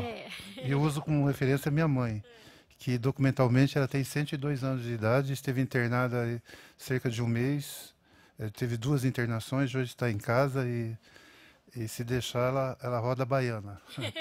É impressionante a vitalidade dela, né? Então, a gente sabe, eu tenho uma sobrinha que ela tem uns cuidados maiores com minha mãe. E o que a gente prepondera lá muito é com relação a isso. Deixar que ela usufrua da maneira como ela queira, da sua vida, das suas necessidades, da sua maneira de ser. E isso é interessante porque, num passado não tão longínquo, meu pai faleceu e o fato que o definhou foi o fato de a visão dele, ele estava muito pouca, né? Já não tinha mais essa sensibilidade de poder ver a vida da forma como eu acho que ela é bonita, e cortaram dele o direito dele poder ir no supermercado, fazer a compra. E aquilo foi matando meu pai aos poucos. E nós fomos perceber isso depois. E infelizmente, até a Marta esteve falando com relação à minha mãe, ela começou a usar fralda. Só que ela falou, nunca fala para sua mãe, quer trocar a fralda? Não usa esse termo. Né? Então são coisas que a gente precisa aprender para poder cuidar das pessoas mais idosas, né? E eu vejo isso muito interessante. Eu gostaria de fazer uma pergunta para a doutora aqui. É 1 ano que a doutora se encontra aqui em Campinas. Sim. E as demandas. Bom, a principal demanda que a gente tem aqui envolve a questão da interdição, a questão do benefício previdenciário, é o que a gente tem trabalhado na defensoria para tentar regularizar até um fluxo, é o que a gente tem percebido bastante. A outra questão que a gente observa é, muitas vezes, a demora na prestação do serviço de saúde. Então, a gente teve um caso, por exemplo, onde uma pessoa idosa estava, acho que na colocação 300 e pouco para uma cadeira de roda, e não tinha perspectiva de ele receber a cadeira em menos de 3 anos. E então a gente precisava dessa cadeira de roda. A questão do medicamento é um pouco mais fácil, a gente acaba, na verdade, até judicializando, se for necessário, e a gente tem conseguido. Então, se a gente não consegue, eventualmente, extrajudicialmente, a gente tem conseguido judicialmente. Vem, às vezes, algumas questões de medicamento. Algumas coisas que têm aparecido para a gente envolve a questão das residências inclusivas, né, e muitas vezes até residências terapêuticas, quando a pessoa sofre, às vezes, de algum transtorno ou algum local e não tem para onde ir, porque a gente ainda tem a questão das pessoas idosas que não têm familiares, né? Como é que a gente faz com essas vagas das instituições de longa permanência de idosos? Como é que a gente resolve isso? Porque muitas vezes as pessoas estão na rua, então a gente tem tido demandas desses tipos, e aí depois as demandas são mais familiares, então a questão de alimentos, questões voltadas mais à questão de, não digo herança, mas assim, no sentido de como organizar a questão patrimonial e tudo mais. Mas a gente percebe muito isso, é um dos temas que a gente mais tem observado, é a questão do INSS, que vem sido algo recorrente, dessa questão da interdição. Essa questão, por exemplo, de muitas vezes na demora na prestação do serviço, é o que chega para a gente de saúde, né? Tipo, de marcar exame, marcar consulta médica. É que a gente tem conseguido resolver, que eu acho uma pena, às vezes, ter que chegar no judiciário, né? Seria muito melhor se a gente conseguisse que não chegasse. Mas, assim, quando chega, a gente acaba, muitas vezes, judicializando. Mas nem é sempre que a gente consegue. Essa, por exemplo, da cadeira de roda, a gente perdeu no judiciário. Foi entendido que era um prazo razoável. Então, assim, às vezes, são coisas que não dá muito para, né, a gente entender. Então, é isso, assim, que a gente percebe bastante. Eu acho que cada vez mais as pessoas estão tendo voz, então isso é algo muito bom, porque as pessoas vêm na defensoria. O fato de eu estar aqui há 1 ano e eu ter me colocado à disposição, porque na defensoria nós temos, na verdade, um órgão, né, em São Paulo, que é um núcleo, que nós somos de 12 defensores, que teoricamente já atuam no estado inteiro. Então, nós não temos nenhum núcleo de idoso aqui em Campinas, nem nada. Mas como é uma demanda que eu gosto muito, eu participo do núcleo e eu coordeno o Centro de Atendimento Multidisciplinar de Limeira, Piracicaba e Campinas, eu meio que tomei à frente de fazer algumas demandas pela gente lá, para tentar resolver. Porque é algo que a gente tem percebido. Essa questão da interdição a gente tem atuado bastante, porque é algo que tem cada vez mais vindo à tona, até por uma questão socioeconômica. As pessoas estão tendo mais dificuldades financeiras e aí elas vão procurar os benefícios delas. Muitas vezes elas chegam lá e não conseguem, porque ou não pagaram ao longo da vida e elas não têm aposentadoria. Então a gente tem percebido muito esses envios. E é algo delicado, porque para mim a interdição, foi o que o senhor falou, é matar uma pessoa viva, você tira dela. Eu falo, a minha avó é viva porque ela pode decidir, ela pode escolher o que ela faz, ela pode escolher se ela vai para frente, para trás, para o lado. Agora, quando você começa a tirar do idoso tudo, tipo, você vai morar aqui porque aqui é mais seguro para você. Você tira a pessoa do lugar que ela está acostumada a viver. Então agora eu vou tirar isso porque isso aqui é perigoso. Então, assim, tudo aquilo que a pessoa tem hábito, tem costume, você tira dela. Então ela fica assim, ué, como é que eu vou morar? Eu penso, a minha avó, gente, ela tem quadro na parede inteira da casa dela, sabe? Até às vezes meu namorado me zoa, que ele brinca que eu sou parecida, que eu tenho umas paredes vazias dentro de casa, ele fala, olha, a parede dando sopa. Porque assim, a minha avó tem tudo. Se você acordar à noite na casa dela e botar a mão na parede, cai os quadros. Se você tirar ela de lá e colocar ela num lugar limpo, ela não vai gostar. Porque pra ela, a cozinha tem que estar cheia de galo, cheia de formiga, dos desenhos, daí depois o outro quarto é cheio de relógio, aí eles batem tudo ao mesmo tempo, você quase surta quando tá na casa dela. Mas ela tá acostumada. E aí você vai tirar ela de lá por qual motivo? Porque ela não sabe morar sozinha, por exemplo? Não é o caso da minha avó, graças a Deus. Mas assim, não dá pra você tirar a pessoa idosa onde ela viveu a vida inteira. Sem contar que às vezes é onde a pessoa tem a convivência dela, gente, sabe? Ela tá acostumada com um bairro, com os vizinhos. É o mesmo lugar que ela faz mão a vida inteira, que ela compra verdura. Como é que você tira a pessoa? Então, assim, acho que isso é muito sério, assim, sabe? Esses acolhimentos meio radicais, isso meio conta. Acho que é importante a gente pensar no cuidador, até porque precisa capacitar. Eu acho que a gente precisa também conscientizar as pessoas disso, de que é importante ter esse olhar. A minha avó, por exemplo, ela não tem um cuidador porque ela não admite. Ela tem uma faxineira que às vezes cuida e tal. E aí eu já falei pra ela, falei, vó, mas por que você não contrata ela? Ela falou, não preciso de cuidados. Mas às vezes ela aceita os cuidados. E eu acho legal, porque a cuidadora dela trata a minha avó de igual para igual. Do tipo assim, olha, a senhora acabou esquecendo isso, mas a senhora colocou lá, sabe? Do tipo assim, não trata ela como tipo, ai, coitadinha, ai, que isso. Não, e talvez por isso que ela se dê bem. Eu me dou bem com a minha avó por esse motivo. Porque eu trato a minha avó de igual para igual. Às vezes eu falo, vó, para de reclamar que não tá dando ficar falando de doença o tempo inteiro. Comigo ela não fala de doença. Ela fala com todo mundo da família, menos comigo. Comigo ela tá sempre bem, tá sempre ótima, pronta pra viajar. E assim, aí você tem que ficar perguntando, mas vó, o médico já falou? Não, falou que eu tô ótima. Aí eu tenho que perguntar com minha mãe, às vezes, as coisas. Mas assim, por que eu falo isso? Porque ela descobriu que comigo ela tem outras formas de se vincular. E não a doença. Porque, infelizmente, isso é triste, gente. Mas a pessoa idosa acaba percebendo que na doença as pessoas vão atrás dela. E aí a pessoa fica cultivando doença, gente. E isso é muito triste, porque uma hora a pessoa adoece de verdade. E aí ela vê na doença meio que assim, nossa, agora eu vou me agarrar aqui, meus filhos vão me ligar, vão querer me chamar pro almoço. É muito triste isso, sabe? E eu acho que a gente precisa ver a pessoa idosa numa outra perspectiva, sabe? Eu tenho, graças a Deus é viva, a melhor avó do mundo. E eu acho que assim, ter isso é muito importante, sabe? Tipo, você tratar a pessoa como ela merece ser, sabe? De olhar pra ela e falar assim, não, vó, vamos lá, vamos fazer isso, vamos fazer aquilo. Porque ela é um ser humano. Tem dias que ela tá disposta, tem dias que ela tá indisposta, que nem a gente. Então eu acho cruel quando a gente começa assim, ai, mas ele tá reclamando de tudo. Ué, não tem gente da nossa idade que reclama de tudo? Tem gente da nossa idade que dá pra suportar, que você fala assim, criatura, vamos lá, vamos fazer alguma coisa. Porque é isso. Então acho que é mais ou menos isso que a gente tem que pensar. Eu acho que a gente tem que ver o dia a dia. Agora vocês perguntem aí. Doutora Lúcia, minha mãe tem 81 anos, o Rubão conhece ela. Se eu perguntar para ela, mãe, o que a senhora quer? Ela vai responder que quer ir para a praia.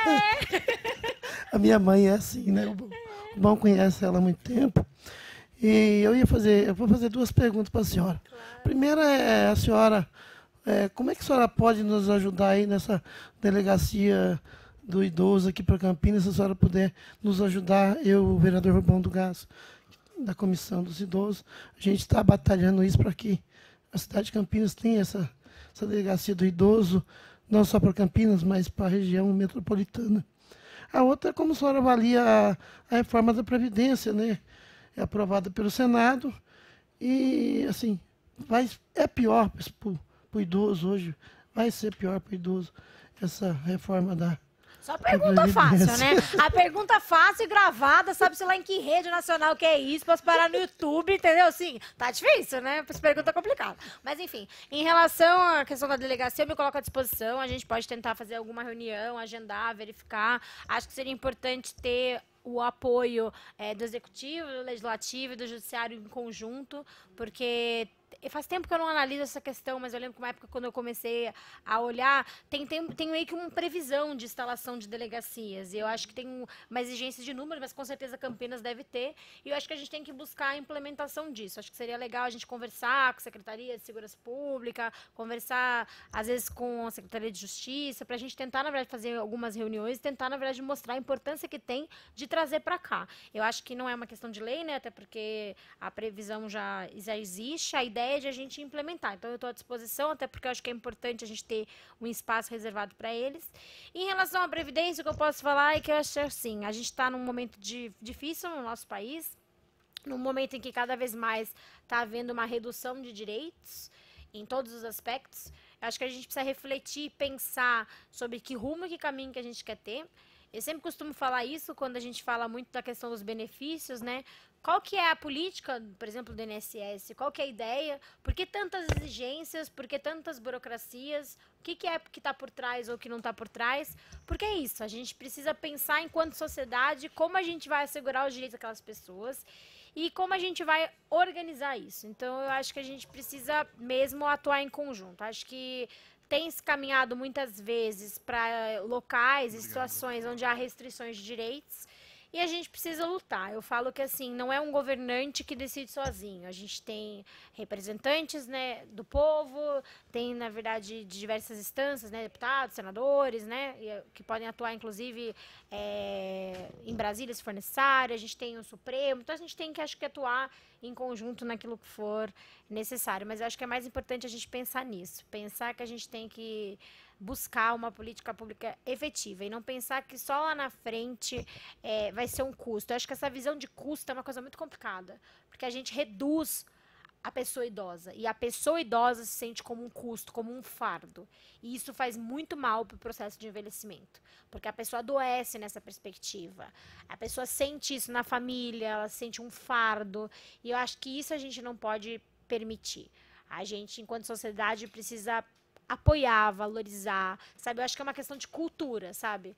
Da mesma forma que se respeita os direitos do outro, a gente precisa respeitar a pessoa idosa. E se a gente começar a ver como custo, como fardo, como isso, a gente cada vez mais vai tolher direitos, porque dentro do mecanismo sujeito de direitos, gastos e custos, né, é muito delicado. Deixa eu pegar o microfone.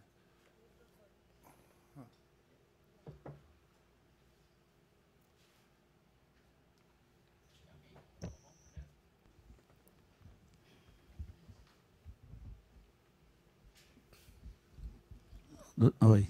Boa tarde, doutora. tarde. Boa tarde, Rubens. Boa tarde, vereador Ayrton. A senhora conhece em Campinas o Lar dos Velhinhos? Eu já ouvi falar, até porque às vezes a gente acaba... Não, eu não estou tá. fazendo propaganda de lá. né?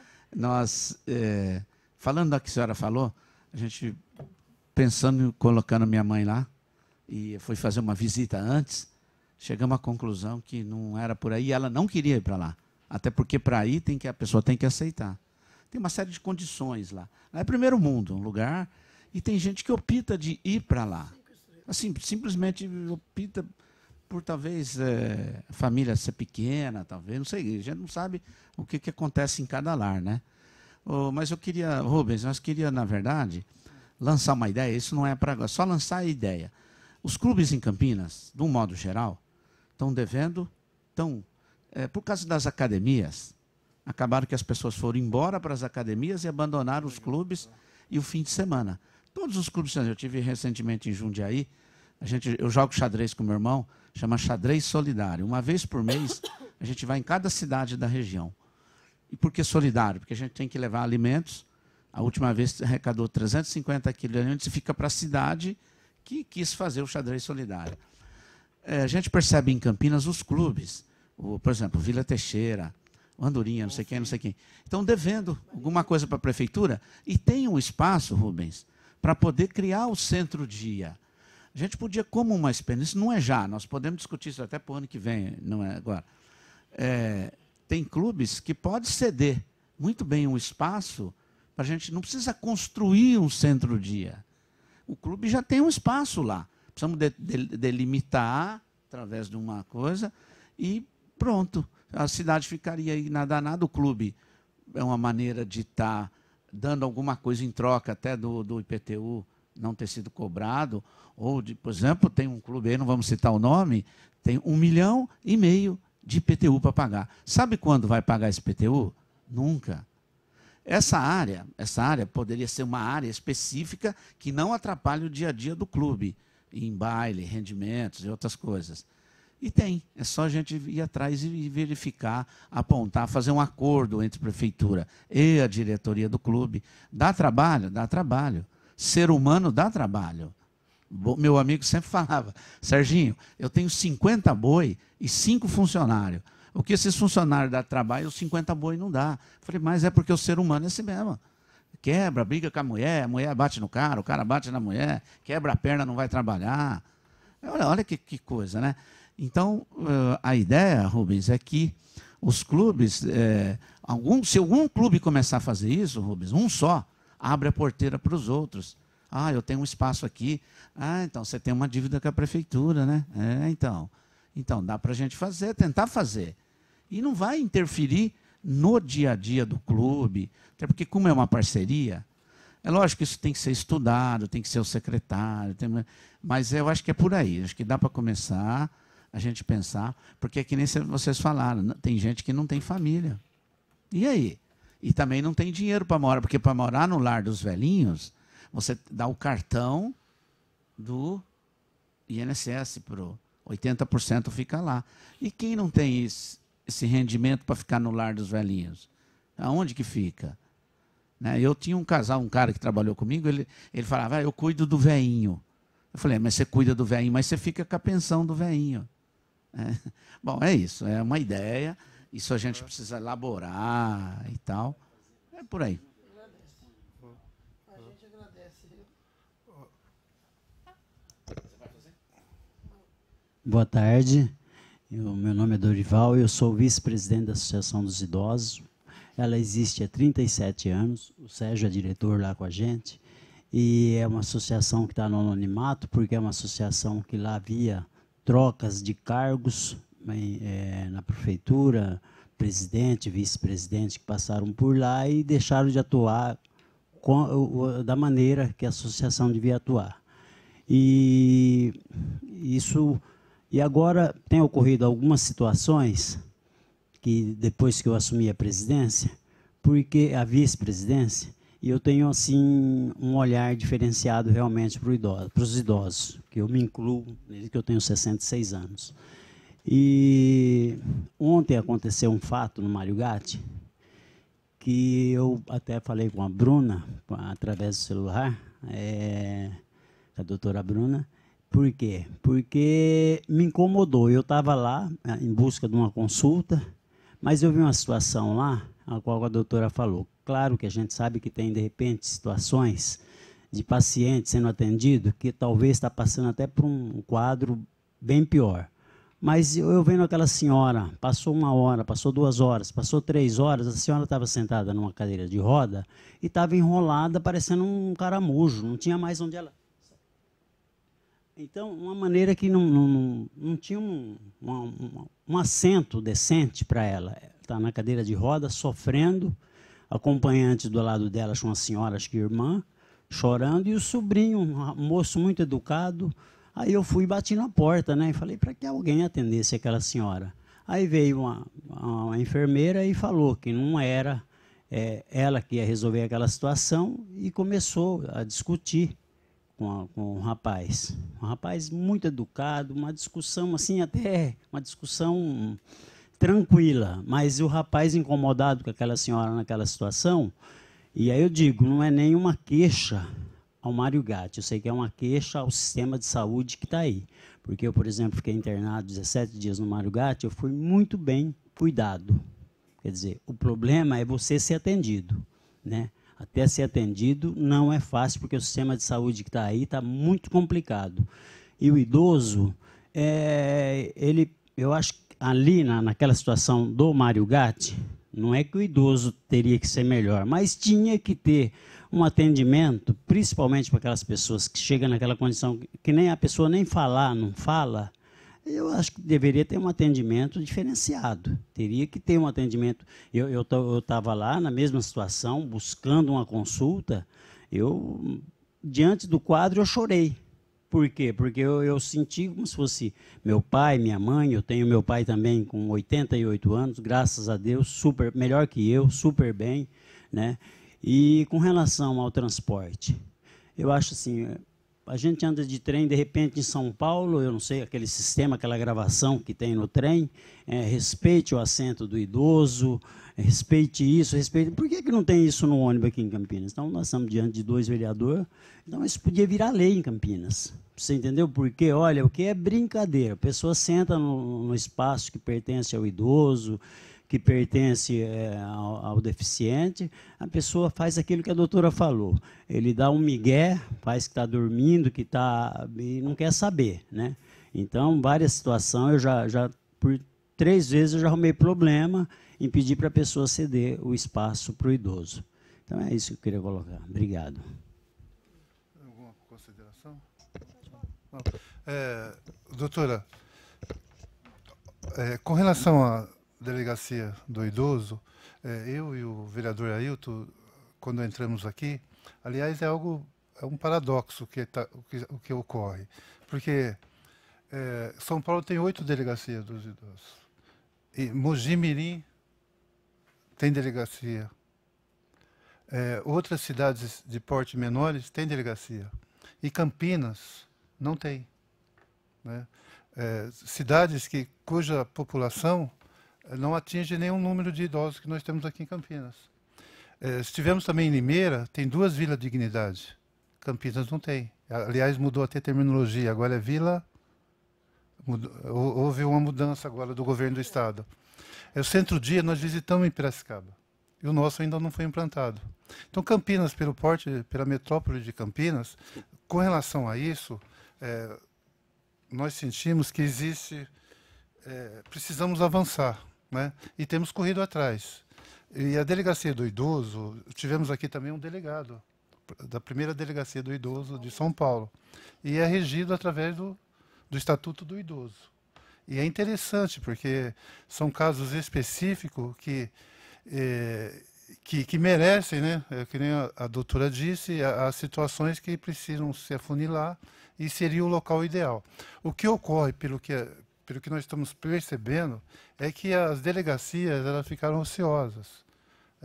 E Vida Longa, né? Agora o programa é Vida Longa, que é um programa habitacional, né? A doutora conhece, né? Eu já ouvi falar, acho que já fizeram parte de um... É um condomínio com 28 casas, normalmente, e acolhe 28 idosos, né? Não, parece que vai ser implantado agora. Não tinha. Porque o mais próximo que tinha... Limeira tem 2. Não. Tem Mogi Mirim, que nós visitamos. Várias cidades têm. Piracicaba, o Centro-Dia. Bom, mas essa é outra situação. O que eu queria voltar no assunto, doutora, que eu acho que é interessante, que nós sabemos, nós não, principalmente vocês da área do direito, vocês que estão estudando, literalmente, o direito do idoso não são respeitados. Quando o Dorival disse dessa senhora aí no Mário Gatti, então normalmente a gente já chama para a situação pública, para a saúde pública, como se o Estado fosse responsável por tudo isso. Mas isso, só para que você saiba, Dorival, minha mãe de 102 anos, cerca de um mês atrás, ela tem um plano de saúde, e ela ficou das 8 horas da manhã até as 20 horas da noite, sem comer numa cadeira de roda, por questões do próprio hospital, que acabou não vendo aquela... houve situações que ela seria transferida para outro hospital, foram trocados de turno, enfermeira e médico, e acabou deixando ela nessa situação. Imagina, quando eu fiquei sabendo, a revolta da família, uma senhora de 102 anos, praticamente 12 horas numa cadeira de roda, sem ter um alimento. Isso é impressionante. E foi num hospital público, um hospital que tem um convênio que é pago em dias, graças a Deus. Então, infelizmente, estamos suscetíveis a isso, né, doutora? Infelizmente. Eu acho que não dá para eu dizer porque eu não estava ali na situação, mas eu já presenciei, porque eu já tive alguns problemas de saúde, quando eu presenciei o hospital. Eu já vi situações bem delicadas em hospital, a questão de acompanhante, por exemplo, onde uma vez tinha uma senhorinha idosa sendo acompanhada por outra, aí chegou um segurança e falou assim, a senhora não pode ter acompanhante. Aí eu virei pra ele e fiquei escutando, uma hora eu me irritei e falei assim, ô senhor, é o seguinte, ela tem direito a ter acompanhante porque tá no Estatuto do Idoso. Eu lembro que na época até meu namorado falou, pelo amor de Deus, até doente, você fica falando essas coisas. Daí eu falei assim, não, eu sei que ele falou assim, mas tem uma placa aqui que não pode acompanhante. Eu falei, então o senhor chama o diretor do hospital, porque essa placa está contra o Estatuto do Idoso. E essa pessoa vai continuar com o acompanhante. Eu sei que acho que o segurança ficou meio assim, no final ele saiu e a senhorinha ficou com o acompanhante. Eu até lembro que na época a senhorinha falou, nossa, muito obrigada. Eu falei, não, é um direito da senhora. Quando acontecer isso outras vezes, a senhora fala, porque é um direito da senhora estar no Estatuto do Idoso. Então, acho que ainda falta capacitação dos profissionais que atuam nos estabelecimentos de ver a pessoa idosa sobre um outro olhar, sabe? Eu não estou ali, acredito que deve ser uma situação super horrível, frágil. Acho que assim acontece em estabelecimento público, estabelecimento privado, plano de saúde. Claro que a gente sabe que muitas vezes acontece mais no serviço público, porque tem menos pessoal, mais gente, menos estrutura. E, infelizmente, é o que eu falo, é uma mudança de mentalidade. Se a gente tratar o idoso como, vai ocupar mais um leito de hospital, fica difícil, entendeu? Tipo, ai meu Deus, já demorou pra ir, tá ocupando o leito em outra pessoa, fica mais complicado ainda. Então, assim, é sobre a perspectiva de como vai olhar, entendeu? E eu acho que essa é a mudança de mentalidade que a gente tem que ter. Não podemos limitar o prazo de internação, não podemos limitar prazo no UTI, não tem limite. E o plano de saúde, por exemplo, se a pessoa tiver, vai ser obrigado a pagar. Não tem essa assim, já ficou muito tempo, vai tirar da UTI. Não. Então, são coisas que a gente precisa, na verdade, ir lutando para defender os direitos, sabe? E eu acho que isso é muito importante que a gente pense. Porque a pessoa idosa, ela é muitas vezes o grupo mais vulnerável, porque ela acaba também se colocando nessa situação do tipo, nossa, eu sou o fardo, eu sou... E aí ela também não se empodera para ir atrás dos direitos dela. Então, assim, vai ficando cada vez mais difícil, porque eu já dei piti em hospital, eu já tive problema aqui em Campinas em alguns hospitais, eu confesso que, assim... Eu amo essa cidade de paixão, eu falo que foi a cidade que eu escolhi viver e vou viver, mas que eu tenho sérios problemas de saúde nesses hospitais aqui, eu tenho, porque eu já tive algumas circunstâncias que eu falo, nossa, eu tenho que ir para São Paulo, mas assim, quando as pessoas falam para mim, mas já tentou ir lá, já falei assim, olha, eu não tive sorte, porque assim, então assim, é uma coisa que talvez não seja da cidade, pode ter sido comigo, com o profissional que me atendeu naquele dia, a gente não sabe, a gente lida com pessoas, porque eu acho que a gente precisa pensar no macro, entendeu? Assim, não num caso individual, pensar assim, como está sendo feito, como a gente pode, a partir dali, tomar outras providências, como é que a gente pode seguir, eventualmente, um protocolo numa situação dessa, como é que a gente gerencia, como é que a gente assegura que aquela pessoa idosa tenha atendimento mais digno naquela circunstância, como falar com a família, talvez pensar em como ir resolver, sabe, para tentar fazer com que aquela situação drástica, pelo menos tenha algo produtivo, sabe, algo pelo menos nisso. No caso da defensoria, no caso dos hospitais, a gente abriu um expediente no qual a gente decidiu notificar todos os estabelecimentos públicos de que era necessário colocar uma placa assegurando o direito ao acompanhante. E aí a gente fez as comunicações devidas, porque não poderia retirar, por exemplo, o direito ao acompanhante do idoso. Se não pode um direito de uma outra pessoa, eu já acho lastimável. Quando você está doente, eu odeio ficar sozinha. Mas é o tipo de coisa que você pensa muito mais numa pessoa idosa, que não lembra os remédios, que não sabe se tem alergia, se não sabe as dosagens. Eu que sou nova, às vezes tenho que ficar alertando que eu tenho alergia A, B e C, e mesmo no sistema do hospital, as pessoas ainda têm que me dar um remédio, quando vai quase colocar na minha veia, eu falo, pera aí que eu tenho alergia a isso. Fala, nossa, moça, eu tenho alergia, tipo. Então, assim, imagina uma pessoa idosa. Então, assim, a gente precisa pensar nisso. As meninas do jurídico aí. Decidiram dar a voz.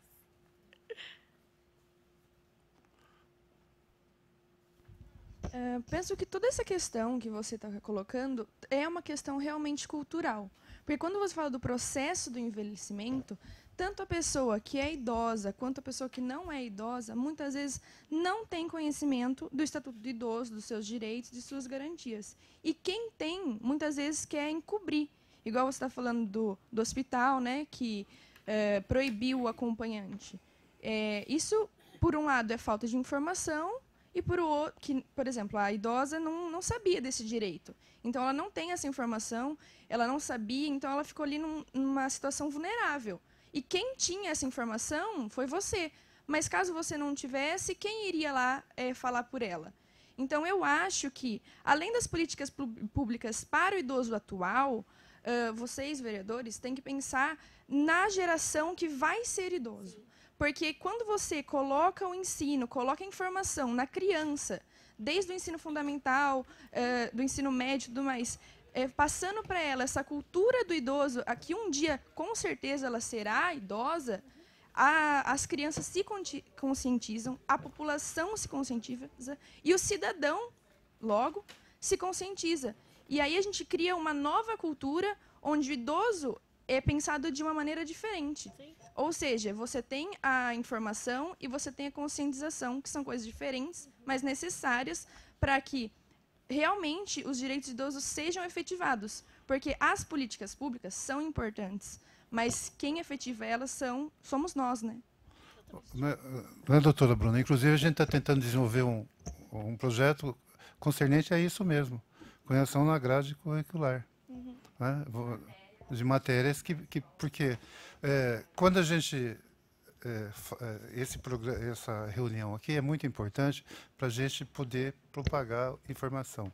Uma das que eu gostaria de trazer aqui, e, aliás, eu queria parabenizar o Dr. Rafael Thanos, que é o novo presidente da Comissão Municipal do Idoso, um jovem advogado e uma visão ampla, e eu tenho certeza que está muito bem cuidado nas mãos dele. Gosto muito dele, um menino que tem um futuro promissor.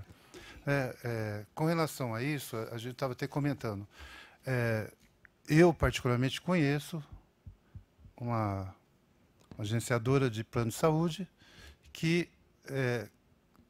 ela só direciona para um segmento, porque os demais não são aceitos. Segundo ela, somente aquele plano de saúde aceita o idoso. Outros planos não aceitam, criam um empecilho. E isso a gente precisa desmistificar, porque está no seio da sociedade. Muitos pensam assim. Não é, doutora? É triste, mas é a realidade. O idoso encarece o plano de saúde, que por conta da utilização do idoso acaba aumentando. E aí tem outras formas oblíquas de você dizer que você... Porque você não pode dizer proibimos idoso. Então o que acontece? Coloca-se preços exorbitantes. E aí a pessoa não consegue pagar. Então é uma forma da pessoa sair do plano de saúde. Quando eu falo, por exemplo, que o meu pai aumentou 118%, é uma coisa que você pensa, como é que a pessoa vai pagar? Entendeu? Como é que a pessoa da noite pro dia vai dobrar? Então, são coisas que a gente precisa pensar, assim, o que a gente vai fazer enquanto sociedade. Por isso que eu sempre falei, quando a gente organizou até esse projeto, eu e minha colega, das escolas, porque na educação nós vamos ter, talvez, mudança de sociedade, né? Mudança de futuro, mudança de perspectiva, porque é isso. É preciso que as pessoas tenham esse outro olhar, não um olhar só capitalista. O tempo inteiro capital, capital, capital, o banco quer fazer consórcio a todo custo, o banco quer emitir cartão a todo custo, e aí você pensa assim, mas e a pessoa idosa? Como é que você faz? Como é que você... E talvez precise também, ao longo da vida, ir fazendo com que essa pessoa também vai se preparando, né? Eu acho que isso é muito importante, porque eu acho que, assim, a gente não sabe... eu falo a gente, mas, assim, por exemplo, a velhice, né? Assusta, às vezes, quando você se para numa situação. Às vezes eu atendo algumas pessoas que eu chego em casa e eu penso, nossa... Tomara que um dia eu não envelheça e fica dessa forma, porque é doloroso, é difícil, é sofrido. Mas e se eu ficar? O que eu posso fazer eventualmente para me colocar numa situação melhor? Então eu posso, por exemplo, vou fazer uma previdência privada. Eu posso ir no médico mais vezes, tal. Eu sou uma pessoa que vou um monte no médico. Tem gente que fala, você procura coisa. Eu falei, não, eu não procuro, porque se tiver, tá ali, eu só vou saber antes. Mas são coisas que a gente precisa ir conscientizando. As pessoas do nosso país, eu falo isso, elas têm uma cultura de ir no médico quando o problema já aconteceu. Mas campanha de vacinação as pessoas não vão. As pessoas não vão em campanha de vacinação de gripe, elas não fazem, elas tiram das crianças ultimamente as vacinas, porque criaram uma outra cultura que vacinar a criança não é bom. E aí você vai vendo assim, gente do céu, teve gente que pesquisou aquilo. As pessoas estão morrendo hoje com doenças que já tinham sido abolidas. As pessoas estão morrendo hoje de sarampo, as pessoas estão morrendo de cólera. É umas coisas que você fala, pelo amor de Deus, as pessoas não deviam estar morrendo disso. Mas por que elas estão morrendo? Porque decidiu-se, não precisa mais. Então a gente precisa ter essa visão preventiva também, entendeu? De as pessoas se conscientizarem de que elas também têm um papel delas lá na frente. E não que lá na frente elas, eu não vou ter ninguém para cuidar de mim. Bom, mas talvez se você se cuidar antes, e até essas questões de políticas públicas é importante, por exemplo, do reaproveitamento dos espaços públicos. Às vezes a gente vai pensar numa cidade que a gente vai envelhecer. Então talvez em algum momento, pode ser muito futuro que eu esteja falando, mas é real, nós vamos ter muito mais escolas do que centros-dias. Como é que a gente reaproveita os espaços físicos, os locais? Essa questão envolvendo idoso e criança faz uma enorme diferença no processo de envelhecimento, essa interação entre eles, essa integração. E aí as pessoas falam, ai meu Deus, mas vai juntar... Ué, gente, faz bem para os dois. Tem locais, às vezes, nos Estados Unidos que eles fazem, que é creche junto com locais para idosos. Gente, é um aproveitamento gigantesco, porque tem essa interação. Então, assim, é muito importante que a gente tenha esse olhar. E não olhar um dia que a gente vai envelhecer, é hoje. Como é que você pode fazer lá na frente, sabe? Eu acho que isso... é muito importante a gente ir pensando. Só que hoje, talvez, a gente tenha uma outra cultura. Na época da minha avó, era uma outra. Tomara que na dos meus filhos seja outra. E aí, sucessivamente, entendeu? Porque essa mudança de cultura, ela é importante, sabe? Tem esses espaços hoje debatendo, talvez se debatesse. Idoso era uma questão assim, os idosos. Hoje a gente tem um capítulo na Constituição, né? Hoje a gente tem um estatuto próprio. Hoje a gente tem, na verdade, força para conseguir lutar pelos direitos do idoso. Então, assim, é importante que a gente, né, reconheça esse grupo vulnerável. Com relação ao que a doutora está falando, só para vocês terem noção como é difícil, vocês já devem ter visto falar do Lar da Criança Feliz, ali próximo do Mato Teodoro. O gestor de lá, há 3 anos, ele tenta fazer exatamente isso. Ele tem um espaço, ele gostaria que tivesse lá uma vida de dignidade para que... Ademar Campos. Para você ver como é difícil, quando a gente fala em políticas públicas, a morosidade, discute-se muito e pratica-se pouco, ao meu ver. Doutora, eu só queria só alfinetá-la. Mas é uma coisa bem simples. De uma forma prática e objetiva.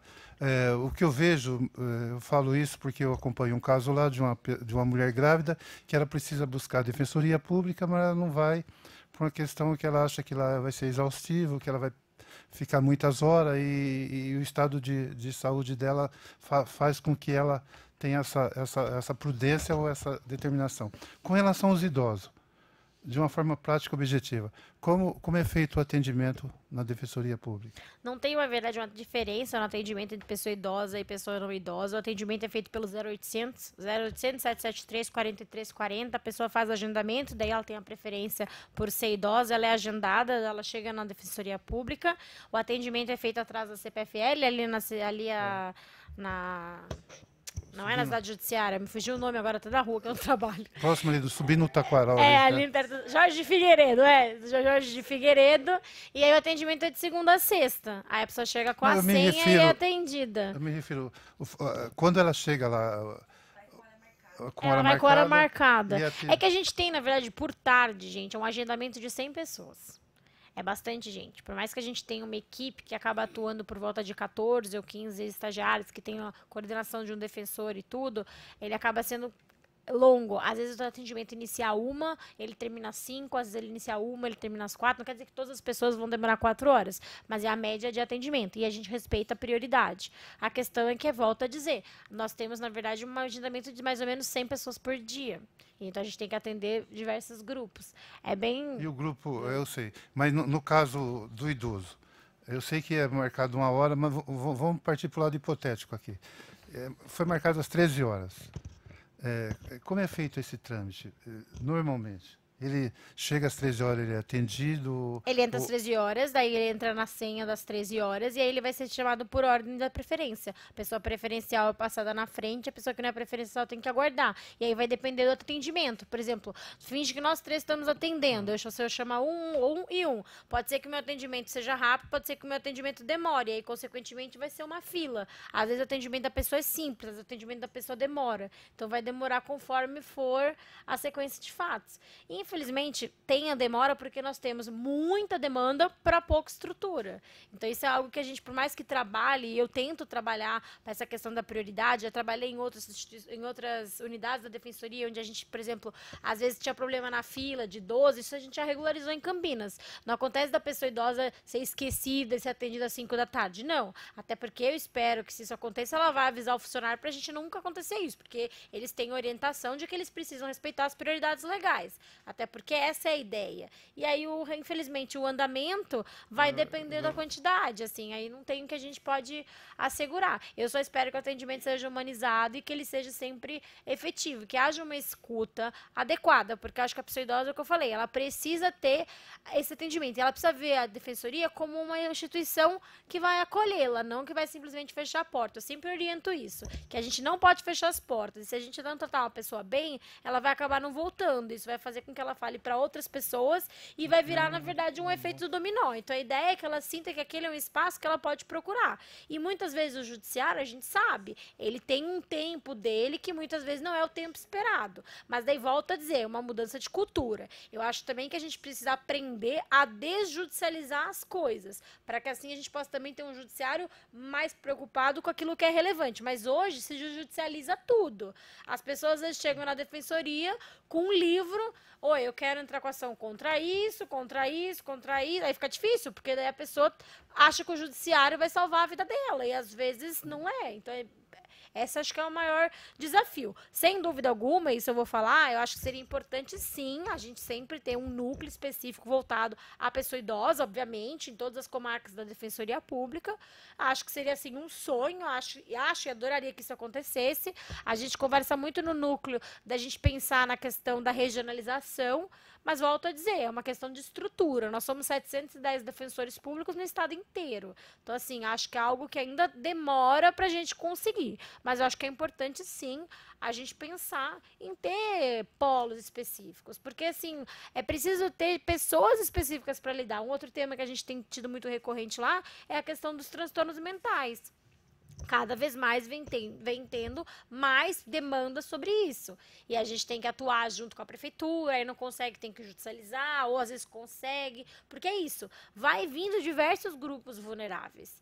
E é isso, eu estou sempre à disposição, eu sempre falo, as pessoas sabem disso, no que eu puder, eu sempre tento auxiliar, mas nós temos muitas demandas e o nosso atendimento é esse, ele é razoavelmente lotado, infelizmente. Não, na verdade é assim, a defensoria atende uma renda de até 3 salários mínimos como renda familiar. O idoso entra no até 4 salários mínimos, tá? E aí a gente tem... Ele não consegue... Independe, acontece o seguinte, como regra, não. Mas situações, por exemplo, de violência, se precisar, na verdade, de algum auxílio no que se refere, tomou-se conhecimento de que uma pessoa foi maltratada naquele estabelecimento, como a violência vai preponderar, a gente pode atuar. Se a pessoa, por exemplo, estava numa instituição de longa permanência de idoso, ela e outras pessoas, se elas foram, por exemplo, subnutridas, não foi alimentada, nós não vamos esquecer aquela pessoa que tem condições financeiras. Mas a gente, por exemplo, não faria o divórcio de uma pessoa idosa que tem condições financeiras, entendeu? A gente não faria, por exemplo, a interdição de uma pessoa idosa que tem condições de pagar, porque a gente, infelizmente, dentro da lei tem esse critério que limita a nossa atuação. É um critério, na verdade, claro, que aos poucos, quem sabe um dia a gente evolui para defender todo o idoso, mas por hora é um critério que vem sendo adotado. Doutora Lúcia, a doutora Bruna tem recebido muitos casos e ela tem encaminhado para a Defensoria. E o pessoal tem gostado muito. Então, queremos parabenizar a Defensoria. Tá? E somos... Pode encaminhar para o meu e-mail se quiser também com cópia. Deu okay. Também, não muito tem bom. Problema. Tem mais alguma pergunta? Não? Olha, gostaria de agradecer aqui a presença, nos honrou muito. Espero que a doutora venha mais vezes, né? E obrigado por tudo, tá? Obrigado pelo trabalho e que Deus te abençoe, né, nessa sua jornada e que sua voz chegue ao centro, seja uma centenária aí e que a doutora continue com essa alma que desde o primeiro instante que a vi lá na Unicamp, percebi que tratava de uma pessoa muito humana, tá? Obrigado, é alegre, Obrigado ao vereador. Hoje eu não fiquei fazendo teatro, porque geralmente eu fico andando por aqui que dá até... Obrigado ao vereador, Serginho, Dorival. Quero agradecer aqui também a Flávia, a Valesca e a Eduarda. Obrigado, que Deus abençoe e que vocês tenham uma carreira aí, sabe? 3 jovens, né? E que olhem por essa bandeira dos idosos, né? E que nós possamos cada dia ter uma sociedade mais justa. Muito obrigado, agradeço a TV Câmara e aqui nós encerramos essa reunião. Muito obrigado. Doutor.